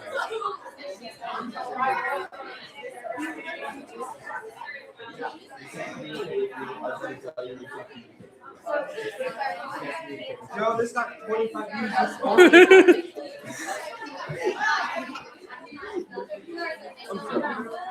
We can't communicate. I'm sorry. We can't communicate.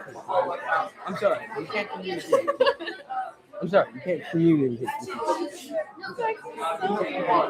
One person at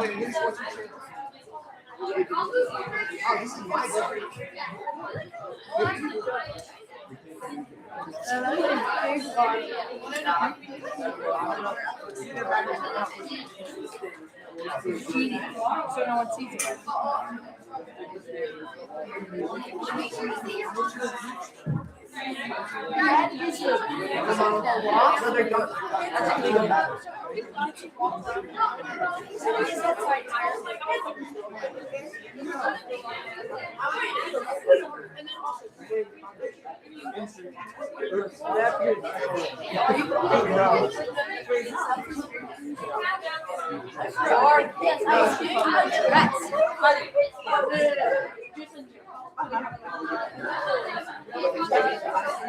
He was born.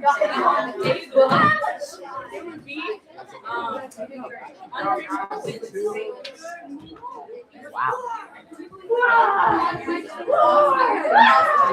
He was born on the day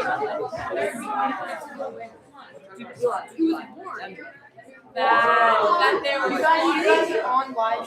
Hands up. Oh my god! Hi!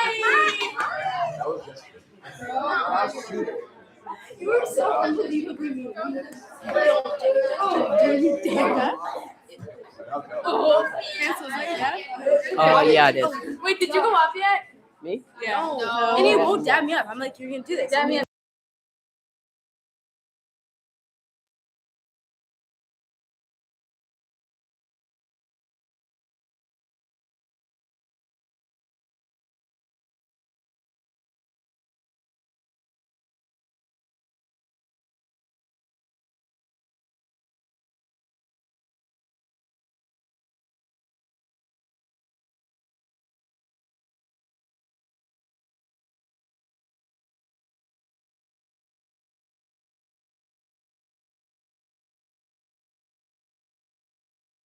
And no activation. Yay. Oh my god.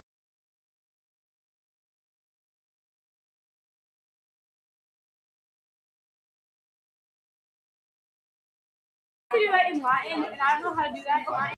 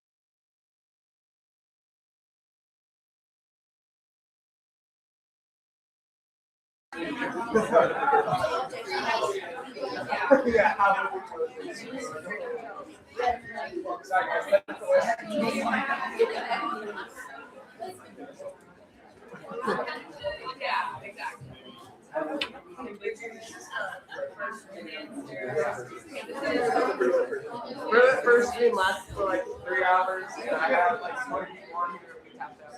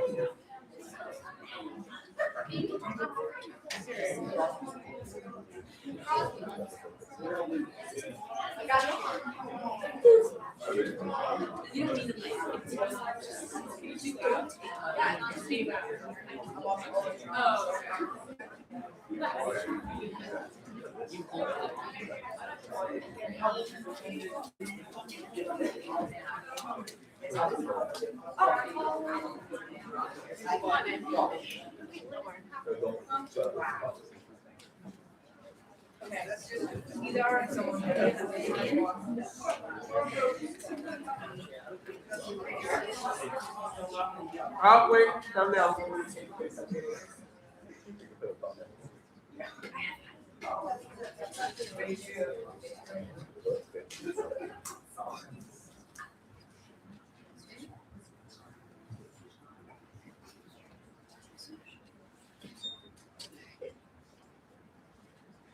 You want me to get this rolling, or is the administrator coming back up?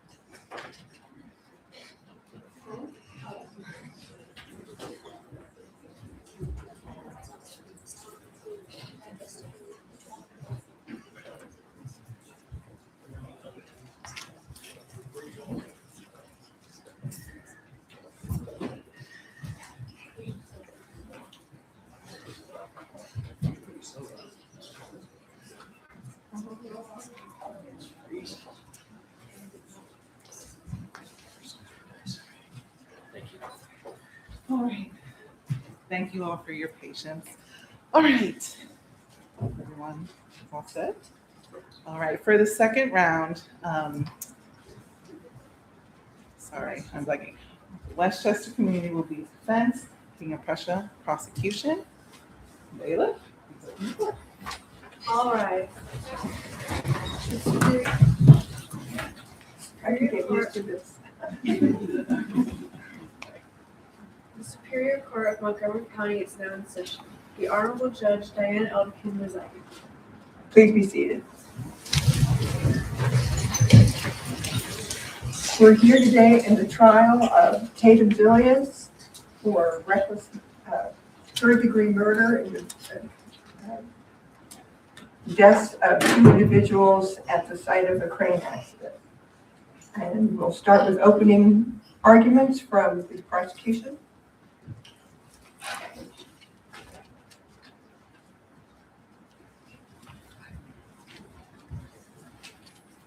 May it please the court, Your Honor, ladies and gentlemen of the jury, I am Eli Kirkland, and I shall be making the opening statement remarks for this case.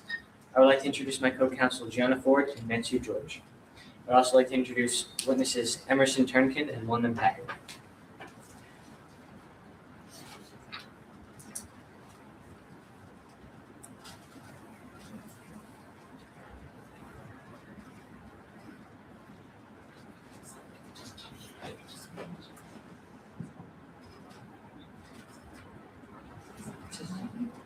Check.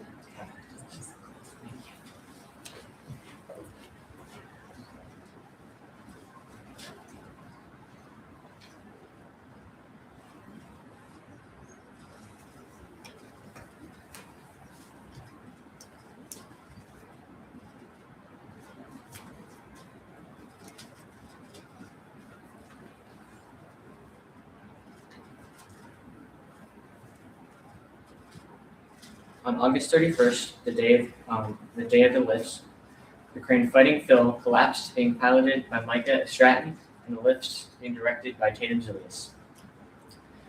The crane collapsed with Micah inside and destroyed the site and killed Grace Hopper and Arthur Dent. The defendant, Tatum Zilius, had lied about keeping the site safe, lied about being able to get the lifts done, and there were 4 different warnings from Emerson Trenkin, who was the job site manager. On the day of the lifts, everyone who had put all of their time and effort into this man was rewarded with nothing but a disappointed manager and 2 dead victims. No one got paid their full salary, and all of this was for nothing.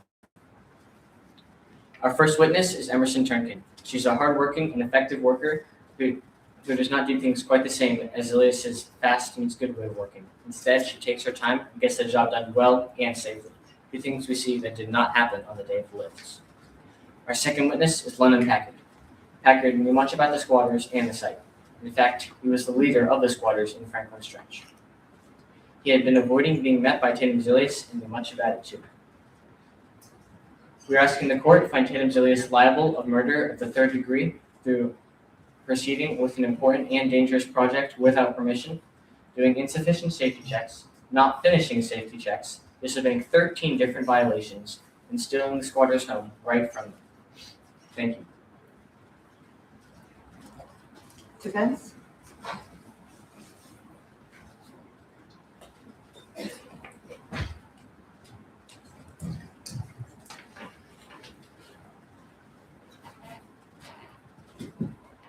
May it please the court, Your Honor, and ladies and gentlemen of the jury. My name is Crosby O'Brien, and I will be giving the opening remarks for the defense in today's case. Allow me to introduce my co-counsels, Evan Park and Priya Andriva. This case is about a man whose dreams were shattered, and on top of that, has been accused of 3rd-degree murder because a crane crashed down on a job site located at Franklin's Trench, where my client and his crew were constructing a housing complex. This crane killed 2 people. Arthur Dent, one of those who died in the accident, trespassed onto the site on the day of August 31st, the day of the crane's collapse. However, this appearance was not his first. Many times throughout construction, he had trespassed onto the site. He would vandalize the site, causing delays and disrupting the crew's work. All of this chaos led up to the big lifts that were scheduled for August 31st, where the crane, Fighting Phil, would be lifting 2 heavy roofing panels. If these panels were not in place in time, all of the crew's hard work would be destroyed by rains that were coming. The defendant, Tatum Zilius, decided to conduct the lifts, as his crane operator had said she was fully confident in the crane's capabilities and the weather conditions. However, on August 31st, when it came time to make the lifts, a squatter was seen on site, resulting in a full sweep during the middle of the lifts. A wrench was found jammed in the crane's gears. Then, as the crane was collapsing, Artie Dent was seen in his trench coat with his defiant hands raised in the air. The facts that the defense will present to you all today will show that Tatum Zilius was not the cause of this tragic accident, rather the victim, because the power of Artie's wrench stained the trench. This all began with Zilius' dream of making the world a better place by making housing that was nice but affordable for those who couldn't afford regular housing and lived in poverty. But his dreams were crushed by a squatter who was searching for vengeance and destroyed the very crane that ruined Zilius' reputation and, most importantly, his life. The evidence, or the issue in today's case, is that Tatum Zilius has been accused of 3rd-degree murder after a crane crashed down on a job site, killing 2 people, Arthur Dent and Grace Hopper, even though it was Artie Dent himself who brought the crane down as an act of vengeance on top of him and Grace. The evidence that the defense will present to you today will show that the power of the wrench stained the trench by showing that squatters were vandalizing the job site, that Zilius was just trying to help people who couldn't afford a real home, that Artie Dent owned a wrench, and that Artie was violent and capable of bringing down a crane. The evidence will also show that how Artie desired to take down Project Z from within, and that squatters were illegally on site the day of the crane's collapse. The first witness you will hear from today is Reese Stender. As a reporter, she was fascinated by Project Z. Also, she knew Artie and will tell you about him and how he was searching for vengeance with taking down Project Z. The second witness, she will then tell you about how he was illegally on site the day that the crane destroyed everything my client and his crew had worked for. The second witness you'll hear from today is Micah Stratton, the operator for the crane Fight and Fill. She will tell you about how she was fully confident in the crane's capabilities. Michael will then explain how a fire axe that was reported missing during the big lifts could have cut through the crane's hydraulic lines, causing it to collapse.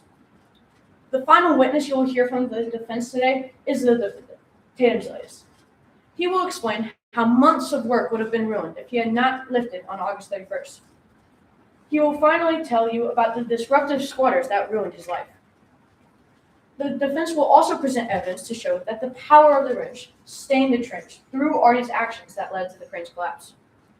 First, we will show the article, Trench Warfare, which clearly states how Artie desired to take down Project Z from within, and that the mayor of Philadelphia said that the big lifts would be approved.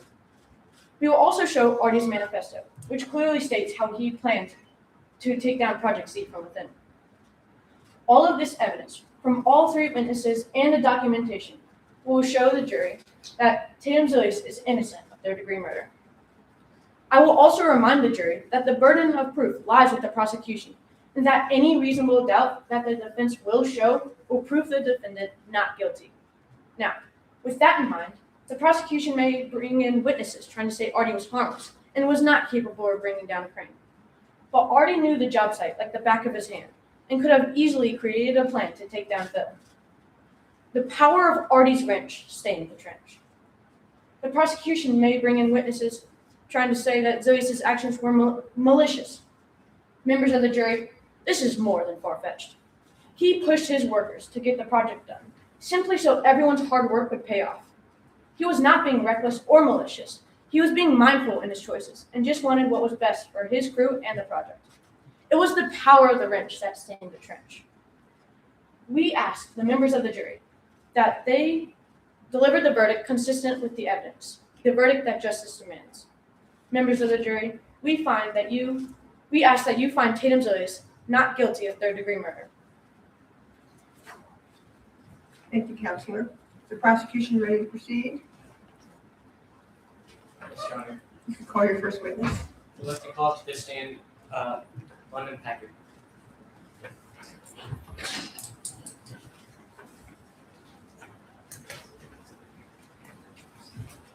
You affirm that the evidence you shall give to the court and jury in this trial should be the truth, the whole truth, and nothing but the truth.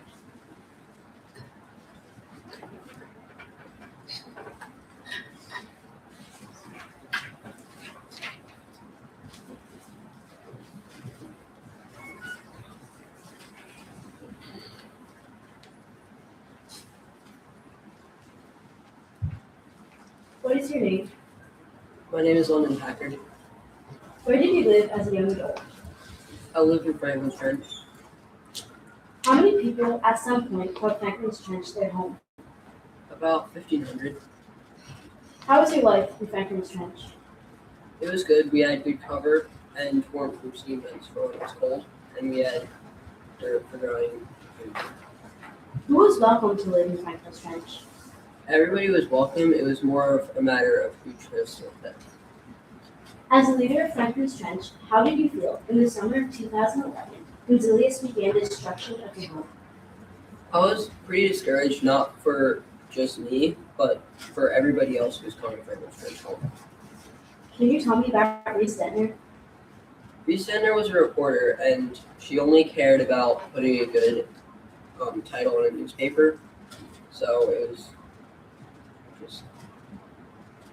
Do you request a meeting with Tatum Zilius? Yes, I did. Did Zilius and his workers respectfully listen to you during your meeting? No. How did it end?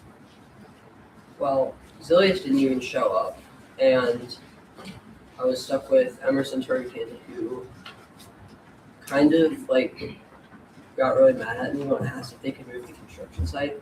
So Based on the evidence you have just shared, who do you think is responsible for the death of your friend, Representative? Objection, Your Honor. The counsel is asking for an opinion that the witness is not qualified for. I'm going to sustain that objection. No further questions, Your Honor. Cross-examine.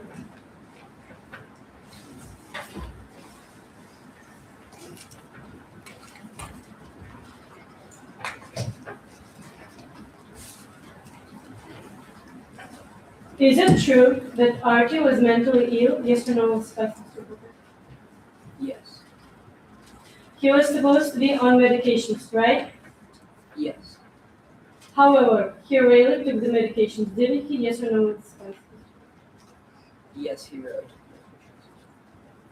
During Archie's speech at the community meeting of the squatters, Archie cried for violence, correct? Yeah. When you had meeting with Emerson Turnkin, Archie barged in and charged at Emerson with a shovel. Isn't that right? That is right. Archie said he would kill himself on site for dramatic flair, didn't he? Yes or no, Spike? Yes.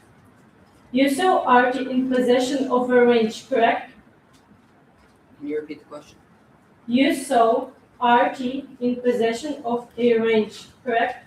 Yes, I did. Your Honor, I would like to enter an exhibit marked as exhibit number 1 into evidence.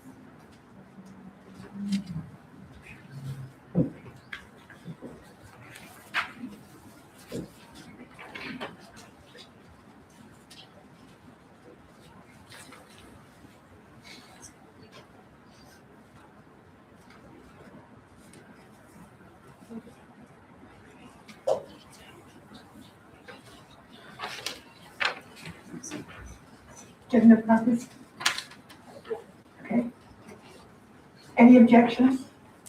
No, Your Honor.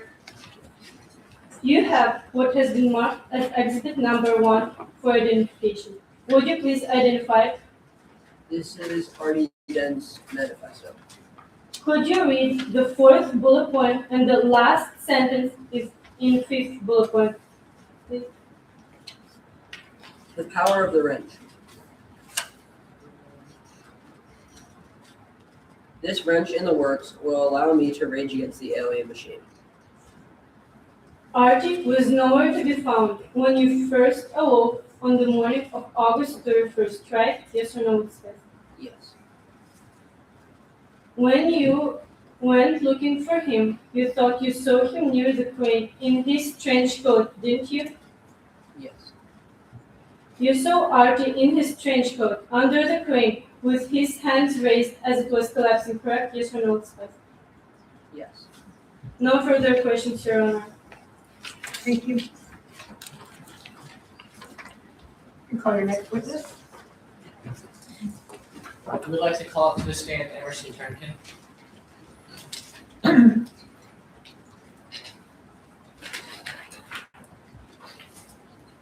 You affirm that the evidence just submitted to the court and jury in this trial should be the truth, the whole truth, and nothing but the truth. Yes.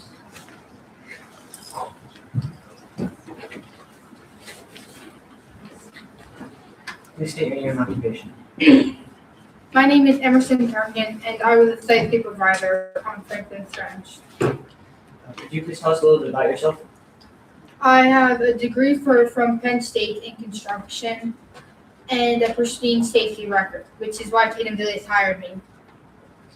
What are your thoughts about the job site in Franklin's Ranch? Well, objection, Your Honor.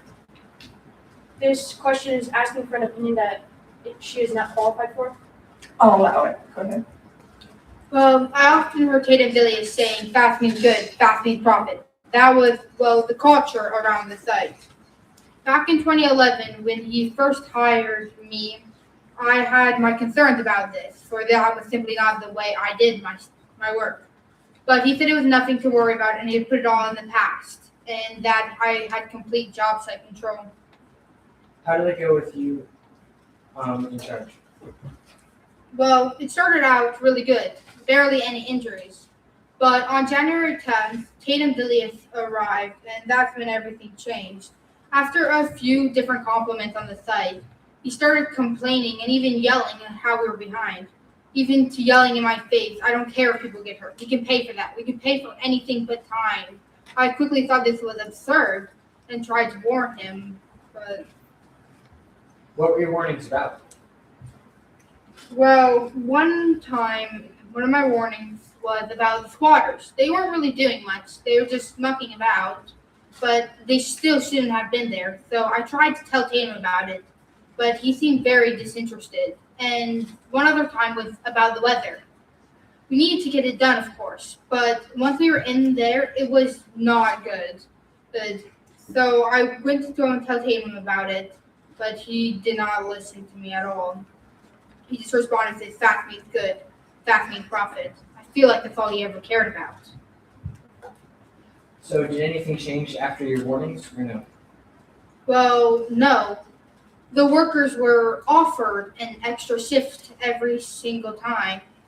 Most people took it, and the ones who didn't stay very long. He even started a second shift and didn't even ask me about it, the site supervisor. And after that, incidents increased like tenfold. The site became quickly unsafe. Were there any problems besides the safety of the site? Well, the roofing panels. They were 200 tons over fighting Phil's max capacity load. Tatum Dillies knew of this and didn't do anything about it, though. What are your thoughts about the day of the lifts? Well, the day of the lift. Objection, Your Honor. The counsel is asking for a testimony of an opinion that the witness is not qualified for. Could I have the question one more time, please? What are your thoughts about the day of the lifts? Oh, well, that sounds like a personal opinion.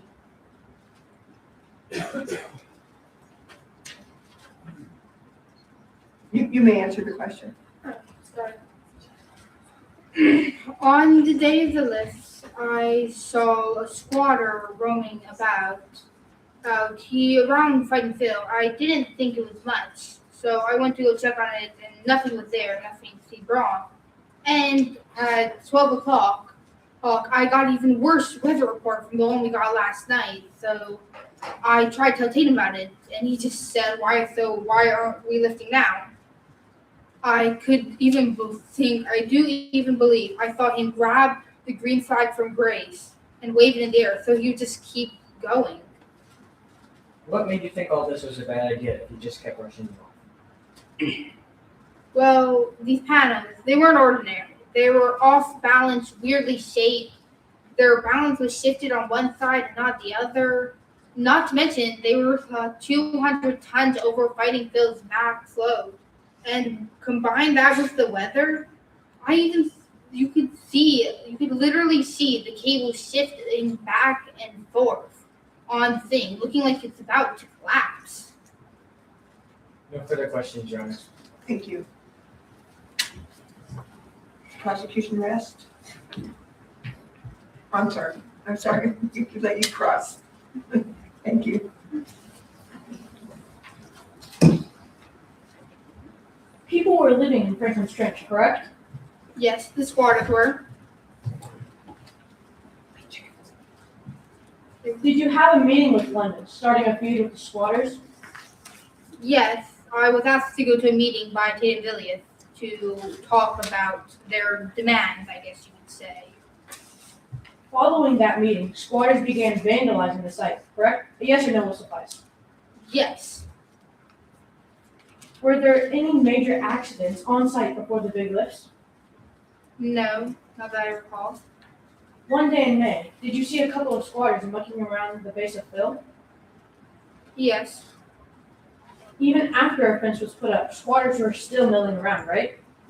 Yes, they somehow were getting in. I don't know how. Months of work would be lost if the roof wasn't in place and the rain got in, right? A yes or no will suffice. Well, yes.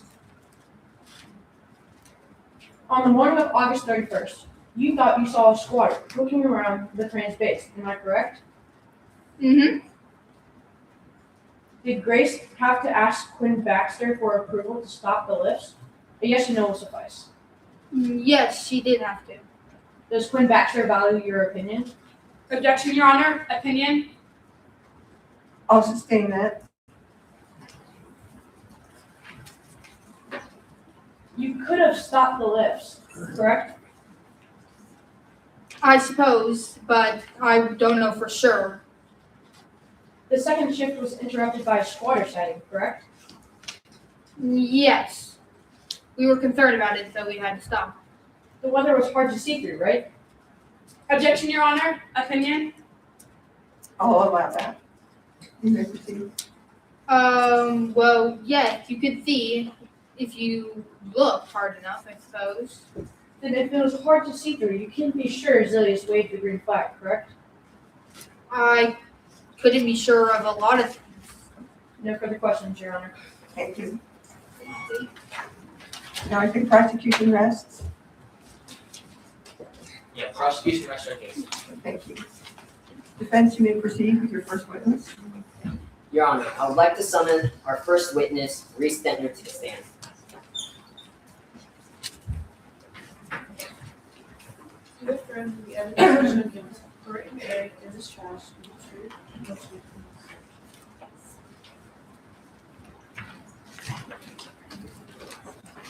Could you please state your name for the court? My name is Reese Stentner. What is your profession? I'm a reporter and I'm currently writing for several presses, the TMZ being one of them. My most recent success, which I am very proud of, is my article on Franklin's Trench. Why did you choose Franklin's Trench to be your next article? Well, when I heard that Tatum was interested in the site, I knew it would be an instant masterpiece. What was your masterpiece called? I decided to name my article Trench Warfare.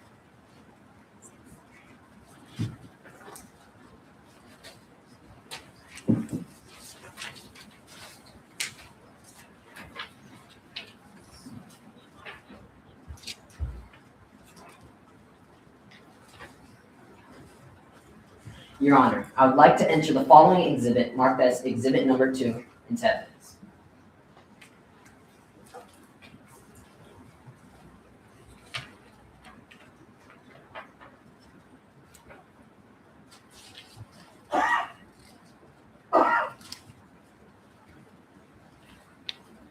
Are there any objections? No, Your Honor. To admit it.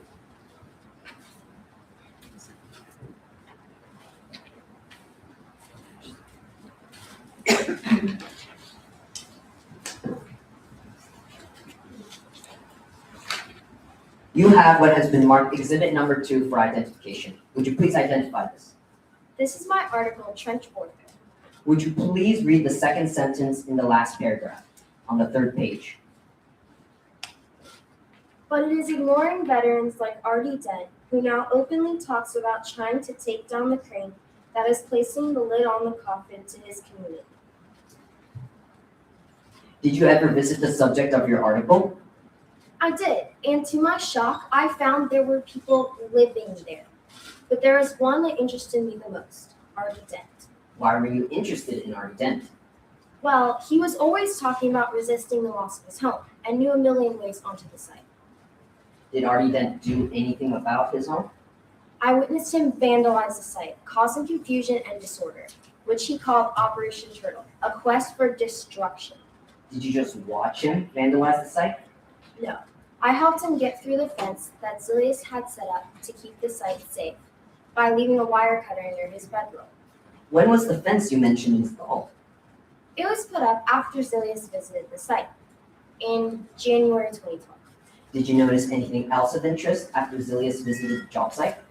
Well, things started heating up, and I noticed a few workers faking injuries, but Zilius still paid them anyway. When was the last time you saw Artie? The last time I saw Artie was on August 31st, 2012, the day of the incident, gazing at Phil through the fence with his hands raised like he was praying. Did you talk to anyone after the accident? Ironically, Artie was the only one who talked to me. London Packard, another squatter, and their erstwhile leader brought me a letter addressed to me from Artie, which was the manifesto. I guess that was the master plan you mentioned back in July.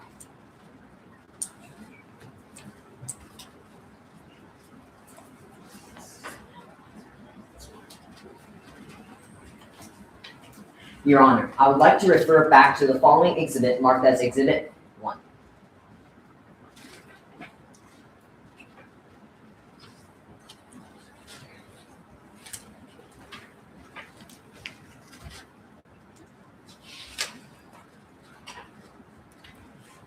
think that's already been admitted into evidence, so you can ask the witness.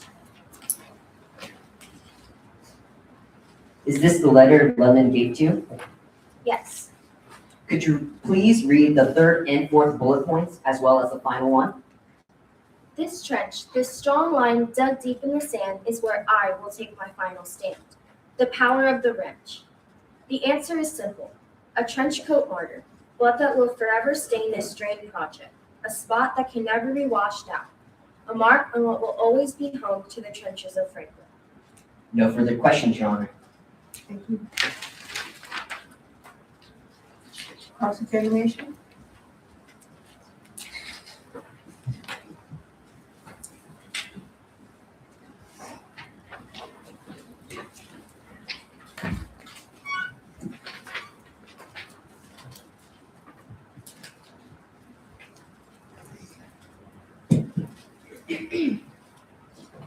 State your name and occupation. Objection, Your Honor. The counsel is asking a question that has already been answered. You can proceed. Did you write in your testimony that you heard Hayden Zilius, the project manager, reaming out Emerson Turnkin about how time was the only thing that mattered and how time was the only thing that they could not pay for? Yes, but it was only. Yes or no will be good. Did you leave New York because you were caught trespassing and sifting through residents' trash? Objection, Your Honor. She's assuming facts not in the evidence. You may proceed. Could you repeat the question? Of course. It is true that you left New York because you were caught trespassing and sifting through residents' trash, correct? Yes, but it was only. Yes or no will be good too. The OCIS is the Office of Criminal Investigation Services, correct?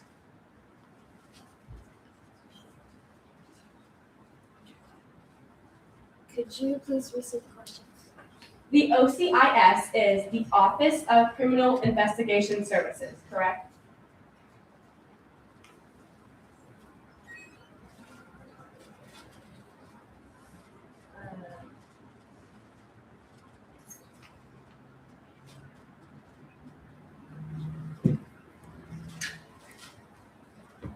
Yes. Did you bribe with $100? Did you bribe with $100 a trusted source from OCIS for information? Objection, Your Honor. Assumes facts not in evidence. Overruled. Could you please say the question? Of course. Did you bribe with $100 a trusted source at OCIS for information? Yes, I did. Was the information that Hayden Zilius had one of the worst safety records in the area? Yes, it was. It is true that you snuck onto the work site and found that the information was right, correct? Yes. It is true that you left wire cutters in a ditch near Ardennes Federal, correct? Yes. To your knowledge, did he find the wire cutters? Yes. Did the first lift proceed with much difficulty? Yes. Did you write in your testimony that you heard metal straining from the second crane lift? Yes. Is it true that the job site had more injuries than any other job site in the past 50 years? Yes. It is true that the job site had 3 times the average amount of injuries, correct? Yes. Your Honor, I would like to submit into evidence evidence number 3, please.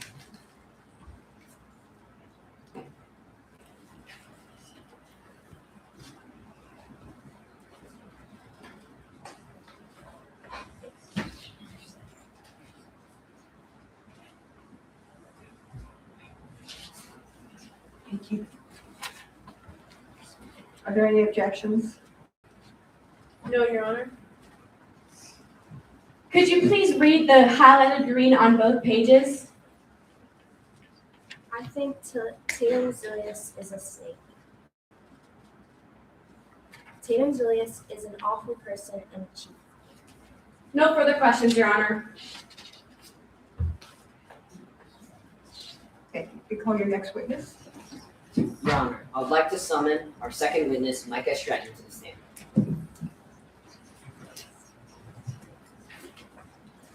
We have found the evidence to show against the court and jury in this trial is the truth, the whole truth, and nothing but the truth. Yes. Would you please state your name for the court? My name is Micah Stratton. What is your occupation? I was the crane operator for Project Z on August 31st, 2012. Can you tell us about your experience in the field of construction? Well, I have a degree in mechanical engineering from Drexel University, and I have been working in the field of construction since I turned 16 years old. I have also been a proud member of the Union Operating Engineers for over 25 years. You can think of me as an expert. I currently work for ELS, Stratton Bush Services, which provided the crane Fight and Fill for Project Z. Your Honor, I would like you to acknowledge Micah Stratton as the expert witness in this case. Any objection from the prosecution? No, Your Honor. How long have you been working with Fight and Fill? Well, I have been working with Fight and Fill 18 years prior to the incident at Franklin's Trench. And let me tell you, he is the most magnificent machine I have ever worked with. Objection, Your Honor. Opinion? I'll let it go. Overruled.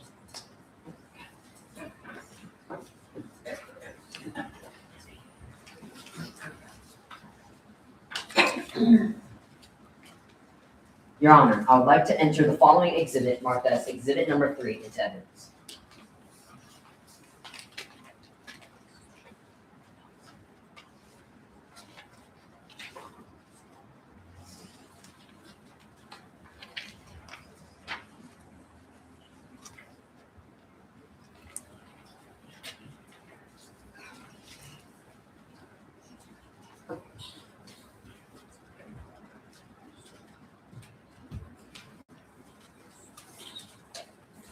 Any objections? No, Your Honor. Thank you.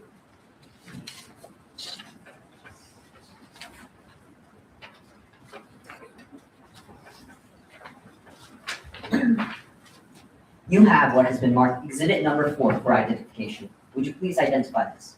This is the catalog page for Fight and Fill, Could you please read the letters in bold at the bottom of the page? the largest crane on the East Coast. How was Fight and Fill chosen for the job? Well, in early 2011, Project Z contacted ELS about getting a crane for their project. We were going to task Big Tony, one of our smaller cranes, but I suggested that they use Fight and Fill instead, for he has a much higher weight capacity and it would be much safer. In the end, Zilius decided to go with Fight and Fill, even though he had to pay a substantial fee to get him out of a prior contract. Throughout all of your years of working with Phil, have you experienced any major issues with the crane? We've never had any major issues, but we've had a couple small, minor mishaps. The worst being a small snap drop, but we upgraded him to a much higher, safer steel cable after that. Were there ever any loads Fight and Phil had to lift that concerned you while working with Project Z? Well, I was slightly concerned about some news that we got in April. Zilius had informed us that Fight and Fill would have to be lifting two massive concave surfaces weighing 2,900 tons each. This was slightly concerning because Fight and Fill's maximum weight tolerance was 2,750. But the more I thought about it, the less concerned I became, for I remembered that a crane can lift a lot more than its maximum capacity, which is set around 85% of its actual failure rating. So I wasn't that concerned anymore. Besides, the panels were the pinnacle of the project. You can guess how important they were. Since the roofing panels were so important, did you do anything to prepare the crane for the lift? Yes, we did. We completely dismantled Phil in April and gave him a complete inspection, looking for metal fatigue, and replacing all worn and weakened parts. When did you plan to lift? We scheduled to lift August 31st, 2011, before the leftovers of Hurricane Isaac hit us.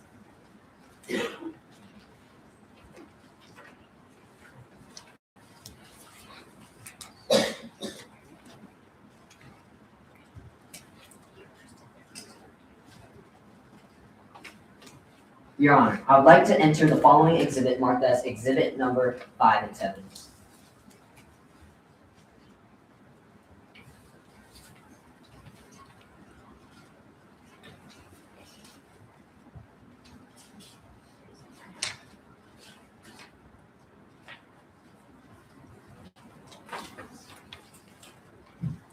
Any objections?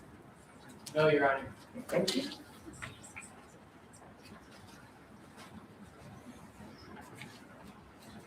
You have what has been marked exhibit number 5 for identification. Would you please identify this? This is the crane rental term sheet for Fight and Fill.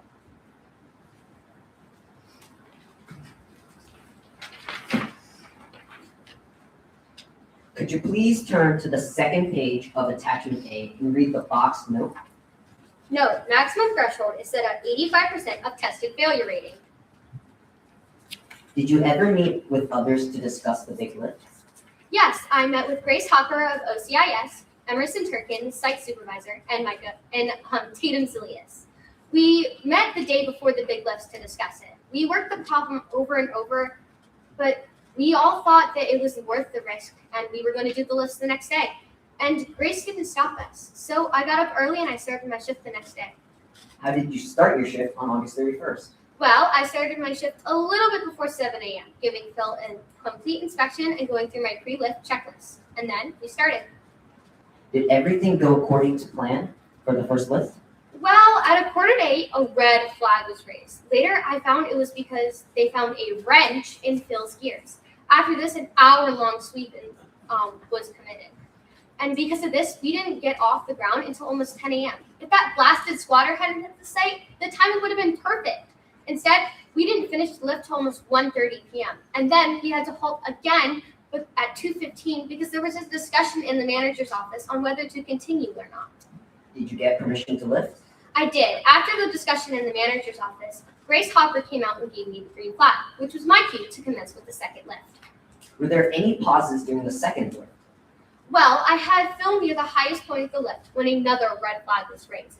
There was some commotion about a squatter with a fire axe, but we didn't have time to wait. But that's when I saw the green flag being waved at me. And I'm almost 100% positive it was Grace Hopper who gave me this green flag. The lifts went smoothly for about another 5 minutes until Phil collapsed underneath me and I woke up in the hospital the next day. What do you think led to Phil's collapse? I've wondered for weeks how Phil could have failed. At first, I thought maybe that the winds were too strong, but when I found out that a squatter had a fire axe, if he chopped my hydraulic line at the wrong time, it could slow the spin just enough to completely topple Phil. I had Phil under control. I just know I did. I had the green flag too. No further questions, Your Honor. Thank you. Cross-examination?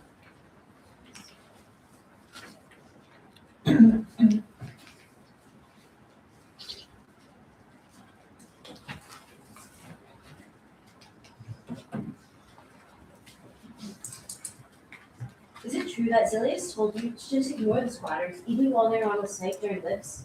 He told calmly to just leave them alone. It is pretty clear then that Zilius do not care about people's safety if they need help in the morning, right? That is not true. Did accidents increase in January 2012 when Zilius visited the site? Yes. You lifted during high winds when you knew it wasn't safe, right? I was completely confident in Phil's capabilities. Do you think that was a good idea to ignore Grace's warning about the weather? I did not ignore her warning. As a woman who has been working in the construction field for 30 years, shouldn't you be well aware of the fact that companies set max capacities for a reason? It was set at 85% of its actual failure rate. But didn't they want you still to abide by that? And I did. Is it correct that you immediately almost lost control of the first lift? That is true, but I swiftly regained control. It appears that just like Grace and everybody else said, there were high winds, and about 5 minutes through the panel's call lit. Is that true? That is true.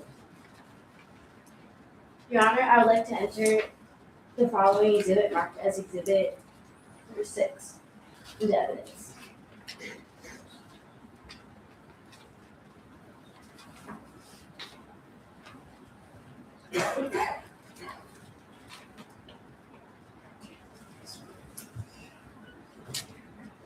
Any objection? No, Your Honor.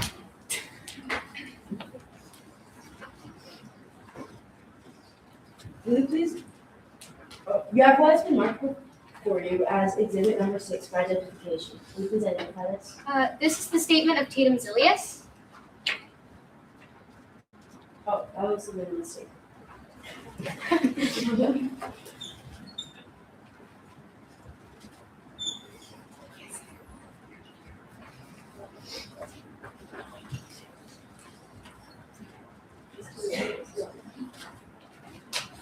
Please swap this out for the Is that the one you want to use? Tatum Zilius statement? Yeah, okay. Okay, we're switching? Wait, no, they're both Oh, Tatum's. okay, you're just getting it. Yes, thank Gotcha. you. Okay.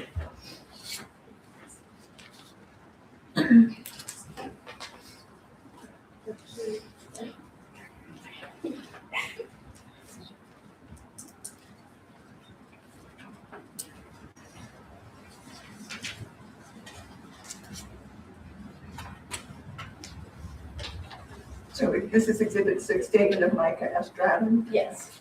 Any objections to this? No, Your Honor. Okay. Will you please read lines 55 to 56? Could you please repeat that? Will you please read lines 55 to 56?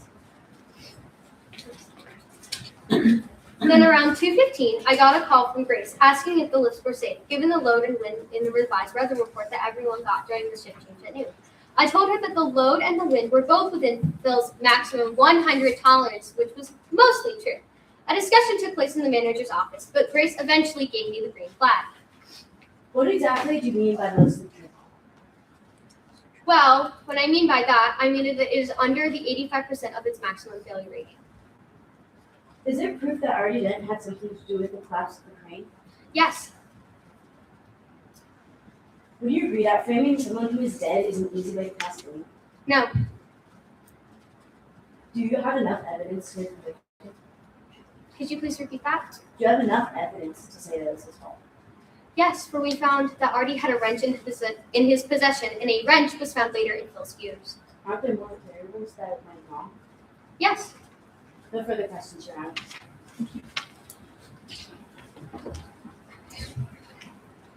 You call your next witness. Your Honor, we would like to call our final witness, Tatum Zilius, to stand. Do you affirm that the evidence you showed to the court and jury in this trial should be true? Yes.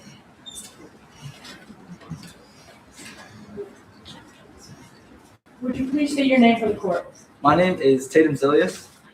And what is your job? I'm the owner of Project Z. I'm also the owner of Franklin's Trench. What is Project Z? Project Z is my company. It was born with the goal of making the world a better place. Tons of hard work and long hours had been put into Franklin's Trench until that squatter ruined everything. Your Honor, I would like to enter the following exhibit marked as exhibit number 7 into evidence.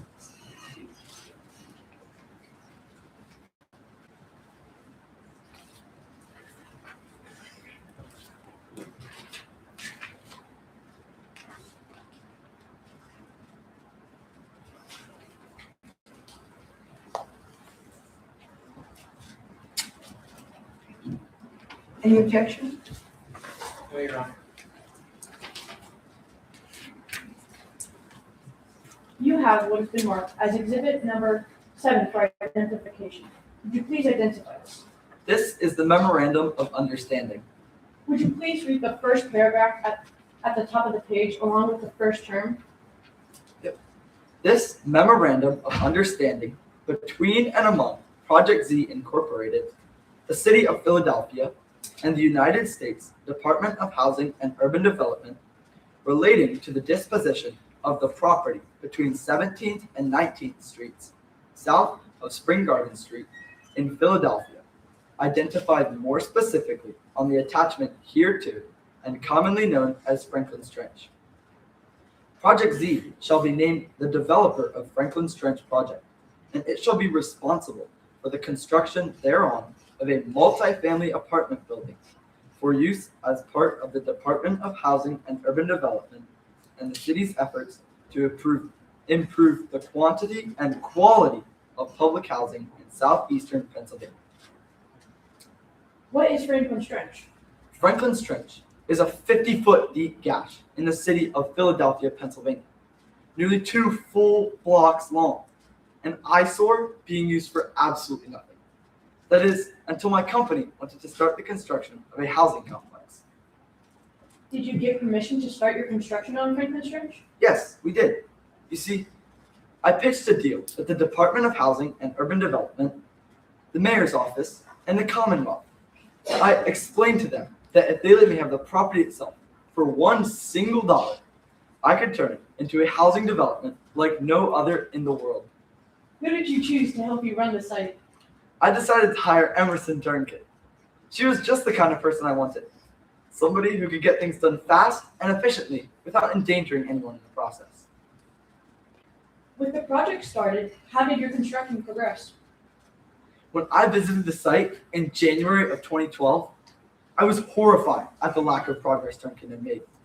I could not believe that somebody with her reputation wasn't getting things done.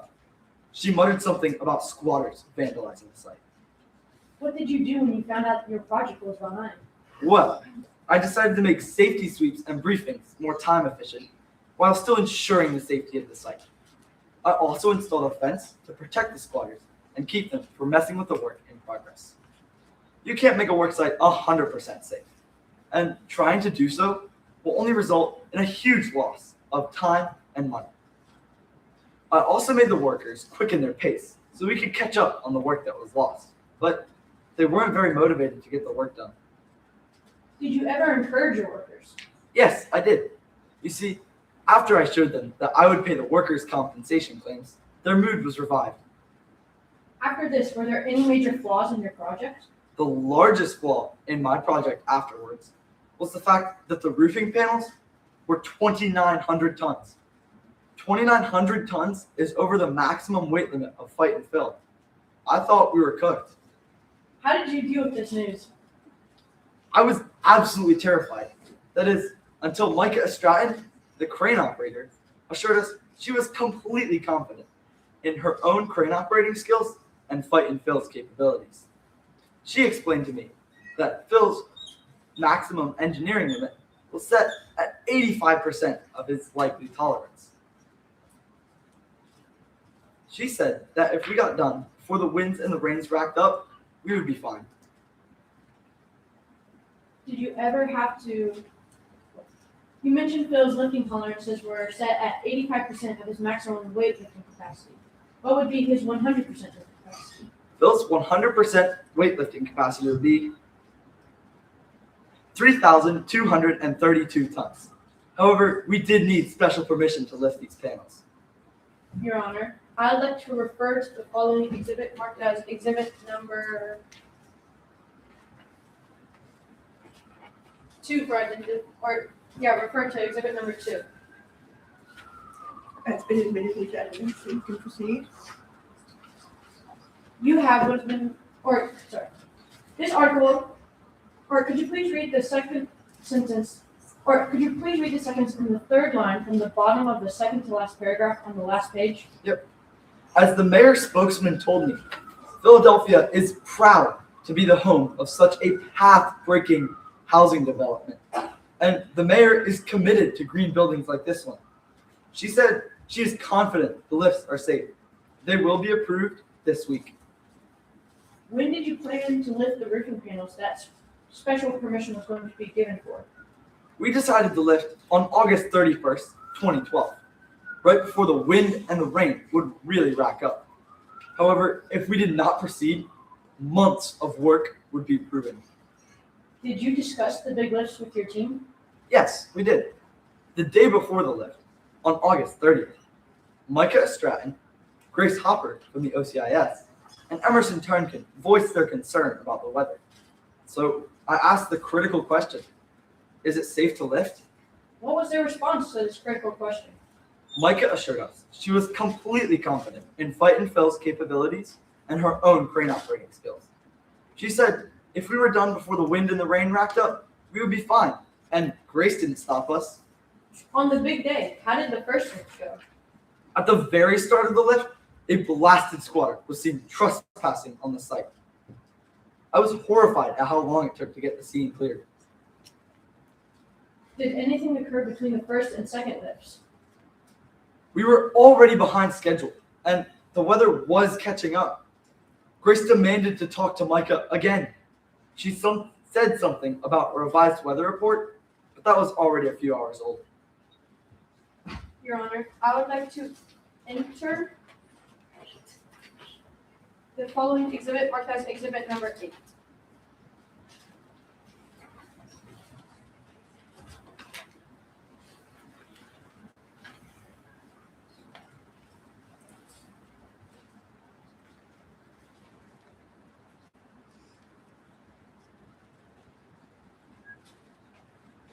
Thank you. Any objections? No, Your Honor. You have what has been marked as exhibit number 8 for identification. Could you please identify this? These are the weather updates from August 31st, the day of the big lifts. Could you please read the time the reports were taken and what the wind speeds were? At 12 a.m., the sustained wind was 5 to 15 miles per hour with gusts up to 20 miles per hour. At 12:05 p.m., the sustained wind was 10 to 20 miles per hour with gusts 23 to 26 miles per hour. At 3:15 p.m., the sustained wind was 25 to 27 miles per hour with gusts 30 to 35 miles per hour. Was the 3:15 weather report the last report taken? Indeed it was. Your Honor, I would like to enter the following exhibit marked as exhibit number 9.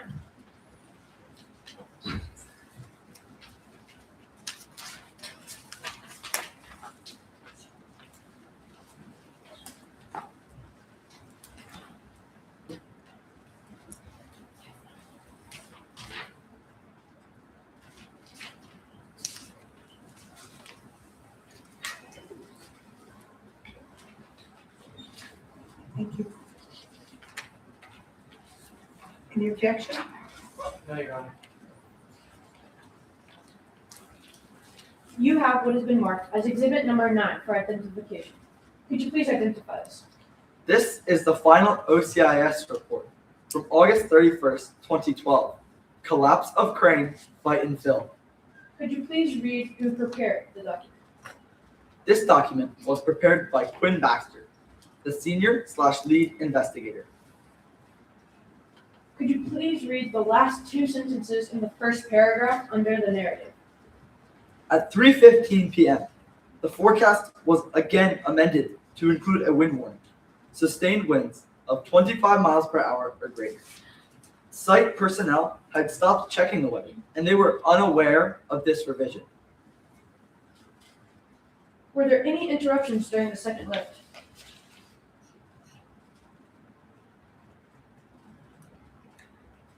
It all started off well until that same wretched squatter was seen trespassing on the site. What was your response to the squatter's appearance? Grace wanted a full sweep, but the weather was worsening, and Micah didn't have any time to waste. So I ordered a sweep, quick but thorough.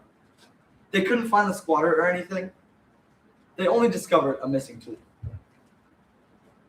After the sweep, did the second lift proceed smoothly? Everything was going fine for the next couple of minutes. That is, until I heard the sound of a ringing and a snap. And I watched as the largest crane on the East Coast crash to the ground like a fragile toothpick. How did you feel as you watched Phil collapse? My dreams were crushed. All my hard work was lost. All because of that squatter. I regret what happened that day. But do I regret taking over that day and the days before? Not for all the tea in China. I did what was good for the next generation and the dream of good and sustainable homes. No further questions, Your Honor.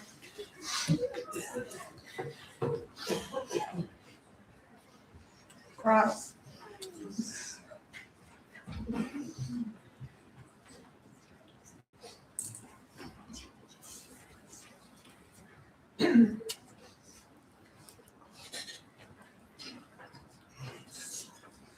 When you began Project Z, were you aware of people living there? Indeed, I was. You didn't seem very concerned with letting me know anything about why you were destroying their home, did you? That's because they were homeless. At first. Can you repeat that? That's because they were harmless at first. Your Honor, I'd like to enter into evidence the following exhibit marked as exhibit number 10.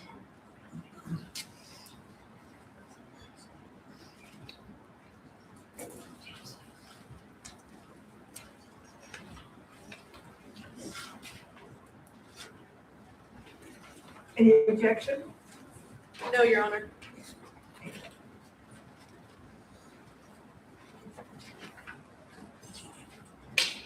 You have what has been marked as exhibit number 10 for identification. Will you identify this?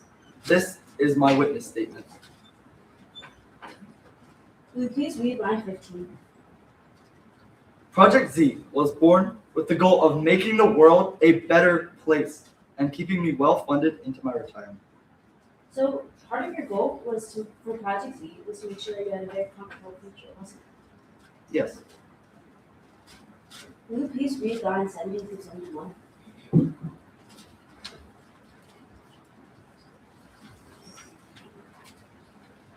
With all that I put in, if we missed that deadline, I'd be ruined. I'm exaggerating, of course, but not by much. Shouldn't you be more concerned with the safety of your crew and making sure they didn't die instead of obsessing with the deadlines? No. You ignored Micah when he expressed his appropriate concern for the squatters, right? Could you repeat the question? You ignored Micah when he expressed his appropriate concern for the squatters, right? Nope. If you were so concerned with safety, then why didn't you push for an answer from the city when you never received a letter? Because they did not disapprove our list. Why did you cut the safety sweeps to 20 minutes? I just wanted them to be more time efficient. Will you please read line 61? So I had to agree to pay Micah an incentive payment to keep the crane going and to get an additional insurance policy to repair the cranes if it broke. Did you think that resorting to bribing would be the best way to keep Micah Stratton working for you? Could you repeat the question? Did you think that resorting to bribing would be the best way to keep Micah Stratton working for you?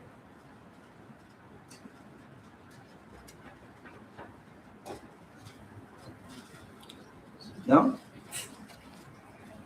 Will you please read line 46 to 47? You can't make a construction site 100% safe. And trying to do that was a pointless and huge waste of time and money.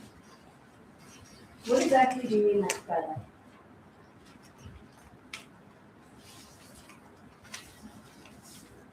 Could you repeat the question? What exactly do you mean by that? Work sites are never 100% safe. Shouldn't you try to make them as safe as you can? Yes. On August 31st, what gave you the right to take the green flag from the OCIS worker, Grace Hopper? I did not. Will you please read lines 84 through 85?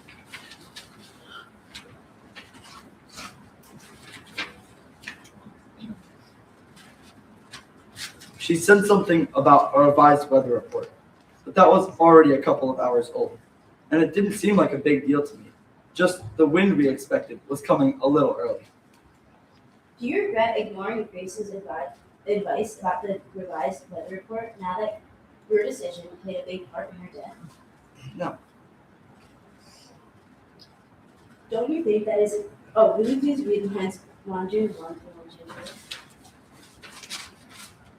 Grace's death is awful, but the squatter, he ruined everything.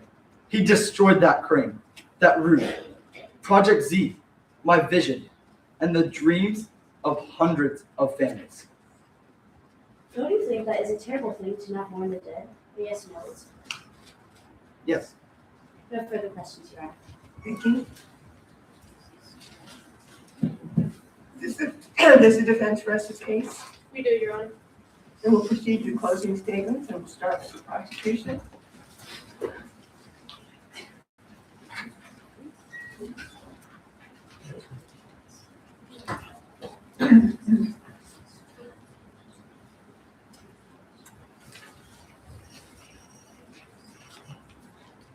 You may proceed with your closing statement.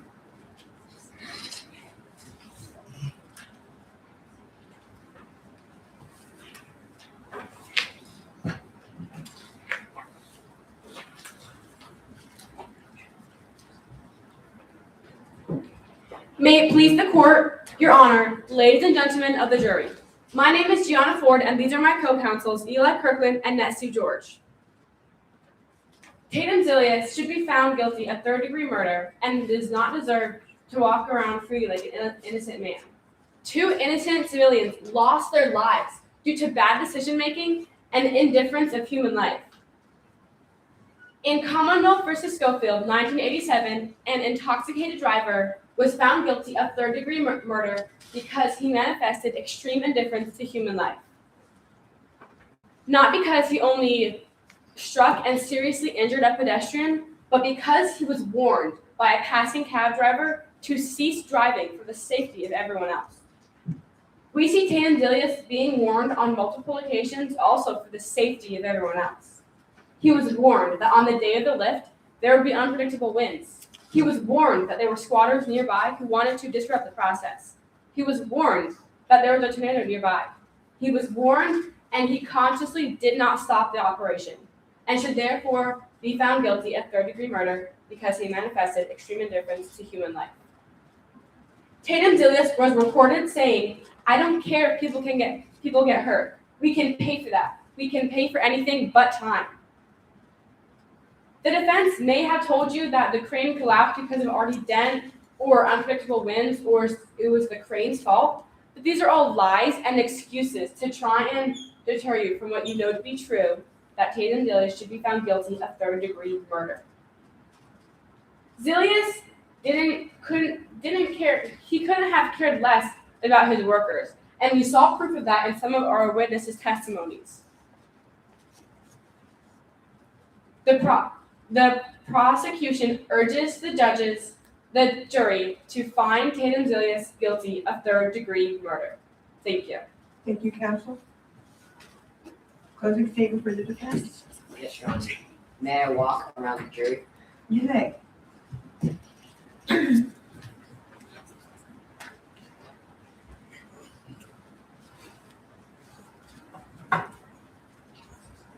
May it please the court, Your Honor, and the ladies and gentlemen of the jury. My name is Evan Park, and I shall be making the closing remarks for the defense in this case. The issue in this case today is because Tatum Zilius has been falsely accused of third-degree murder. Not only has he been falsely accused, but his dreams have been crushed because a squatter used the power of the wrench to sting the trench. On the day of the incident, August 31st, 2012, the defendant simply listened to his crane operator and tried to keep the project on schedule. He was blamed for the deaths of Artie Dent and Grace Hopper, but I'm afraid you're looking the wrong way. Artie Dent was a squatter living in Franklin's Trench at the time of the incident. He was known for sabotaging the site time and time again. He had a reputation for violent hostility, bashful words, and was mentally ill. With the power of the wrench, he stained the trench. Your Honor, and the ladies and gentlemen of the jury, Tatum Zilius did not cause the deaths of Grace Hopper and Artie Dent. Artie Dent himself was the cause of the chaos that ensued on August 31st, committing suicide, killing Grace Hopper, and crushing Tatum Zilius' dreams forever. The defendant, Tatum Zilius, is innocent. In the case Commonwealth versus Ruby, the mother lightly struck an uncontrollably crying child in the chest, and the child died from an extremely rare heart condition caused by the blow. Just like in this case, Tatum Zilius was under rare circumstances. A squatter trespassed onto the site right before the first and second lifts, each time causing sweeps and briefings to ensure the safety of the site. This ruined Zilius' plans to get the roofing panels in place before the bad weather hit. The jury in the case Commonwealth versus Ruby was able to see that it was an accident and did not live up to the standards of murder. In the case Commonwealth versus Di Stefano, it states that third-degree murder is not a killing with an intent to kill. Rather, it is the mental state of malice. It defines malice as a recklessness of consequences and disregarding social duty. Our evidence shows that it was not reckless, nor did he disregard social duties. He kept in mind the consequences of not proceeding with the lifts. All his workers' hard work would all be lost. Tatum Zillius cared about his workers and did not disregard human life. He put up a fence to ensure safety, only made safety sweeps time efficient, and paid a substantial fee to ensure the utilization of the largest crane on the East Coast. Just like these two state statutes mentioned, we ask that you find Tatum Zillius not guilty of this charge. He did not have a mental state of malice, and neither did he disregard social duties. The defendant was also under rare circumstances, and it wasn't his fault that Artie Dent hit the site, using the power of the wrench to stain the trench. There are many undisputed facts, including each of the following. Fightin' Phil collapsed on August 31st, 2012, killing Grace Hopper and Artie Dent. Zillius paid the workers' compensation claims, even those who faked injuries. The defendant put up a fence to keep squatters out. Squatters were constantly trespassing on the site, mainly Artie Dent, who sabotaged the site more times than he could ever count. Artie Dent owned a wrench, and suspiciously, there was a wrench found in Phil's gears. Artie Dent was on the site on August 31st, which is how he died. The most impactful evidence from our witnesses include Reese Stentner's testimony. She witnessed Artie Dent carry out Operation Turtle, a quest for destruction. She also testified that she saw Artie Dent in his trench coat with his hands raised near Fightin' Phil. Micah Stratton testified that she had Fightin' Phil under control and that he couldn't have possibly failed.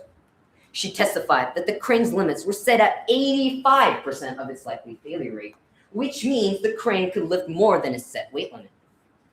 She also testified that Grace Hopper did not interfere with their plans on the meeting the day before the accident. Tatum Zillius, the defendant, told you that he was assured by Micah Stratton, the expert witness, that the loads would be fine to lift. All the defendant wanted was to make a world a better place by making good and affordable homes. But Artie Dent crushed his dreams. With the power of the wrench, he stained the trench. The reason the defendant sped up construction was because squatters dragged the construction, and because the defendant wished that people could live in the building he was constructing more quickly. On Artie's manifesto, it is written, "The power of the wrench," in bold letters. Artie Dent owned the wrench, and later there was a wrench found in Phil's gears. After a squatter trespassed onto the site, and after multiple sightings of a man in a trench coat, on the same exhibit, Artie Dent states that he would take his final stand. It also says that Artie would cause a mark that would never be washed out. These bold and seemingly absurd proclamations all came true. He took his final stand in which he died underneath the crane. The project was stained with blood, the blood of Artie Dent himself and Grace Hopper. And because of him, Pennsylvania's history will forever be marked by this stain and shall never be washed out. On the crane rental term sheet, on the second page of attachment A in the box note, it states that the crane's limits were set at 85% of its likely failure rate. This means that the crane could sustain much higher wind speeds and gusts, as well as lifting heavier loads. On the very last page of Trench Warfare, it states that the mayor's spokesman said that the lift would be approved and that the mayor was committed to green buildings like the one Zillius was constructing. It also states that Artie Dent openly talked about taking down the crane. London Packard reported multiple sightings of Artie Dent in his trench coat, his hands raised during this last moment. He tried to prove that Artie Dent wasn't violent physically, but Artie Dent charged at Emerson Turnkin with a shovel, contradicting this very statement. He testified that Artie Dent openly talked about killing himself on site. He also said that Artie Dent did have a wrench, all the more proving Artie's involvement in the collapse of the crane. Emerson Turnkin testified that all the months of hard work would be lost if the roofing panels were not in place. She also said that she can't be 100% certain that Tatum Zilius was the one who waived the fall. She knew that Quinn Baxter valued her opinion, which meant she had the power to stop the lifts. And yet she did not stop them. So who is she to blame Tatum Zilius for what happened that day? There are so many facts that prosecution has presented that support the defendant, and we have only just mentioned a few. London Packard is a squatter who is obviously biased about the loss of his friend and was blinded and not be able to see the whole picture. He says that Artie Dent was harmless, but our evidence shows otherwise. Our expert witness, Micah Stratton, testified how a squatter could take down a crane with a simple fire axe. Emerson Turnkin is clearly unsure of what happened on that day when she thought Tatum Zilius waved the green flag, so she cannot be trusted with that. She herself could have stopped the lifts, and yet she did not, blaming Tatum Zilius for what happened that day on August 31st. The defense has presented many reasonable doubts, with evidence pointing to Artie's involvement in the collapse of the crane. Your Honor, and the ladies and gentlemen of the jury, we ask that the court find Tatum Zilius not guilty of third-degree murder. Thank you. We'll now take a short recess to tally the scores, and parents and tutors, you may now speak with your students.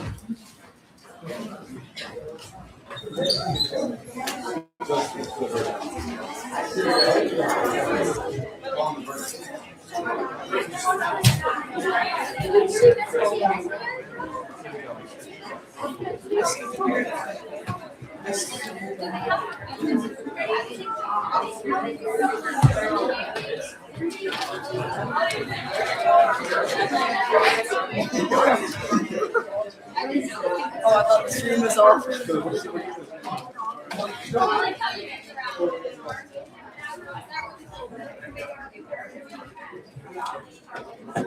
Gone.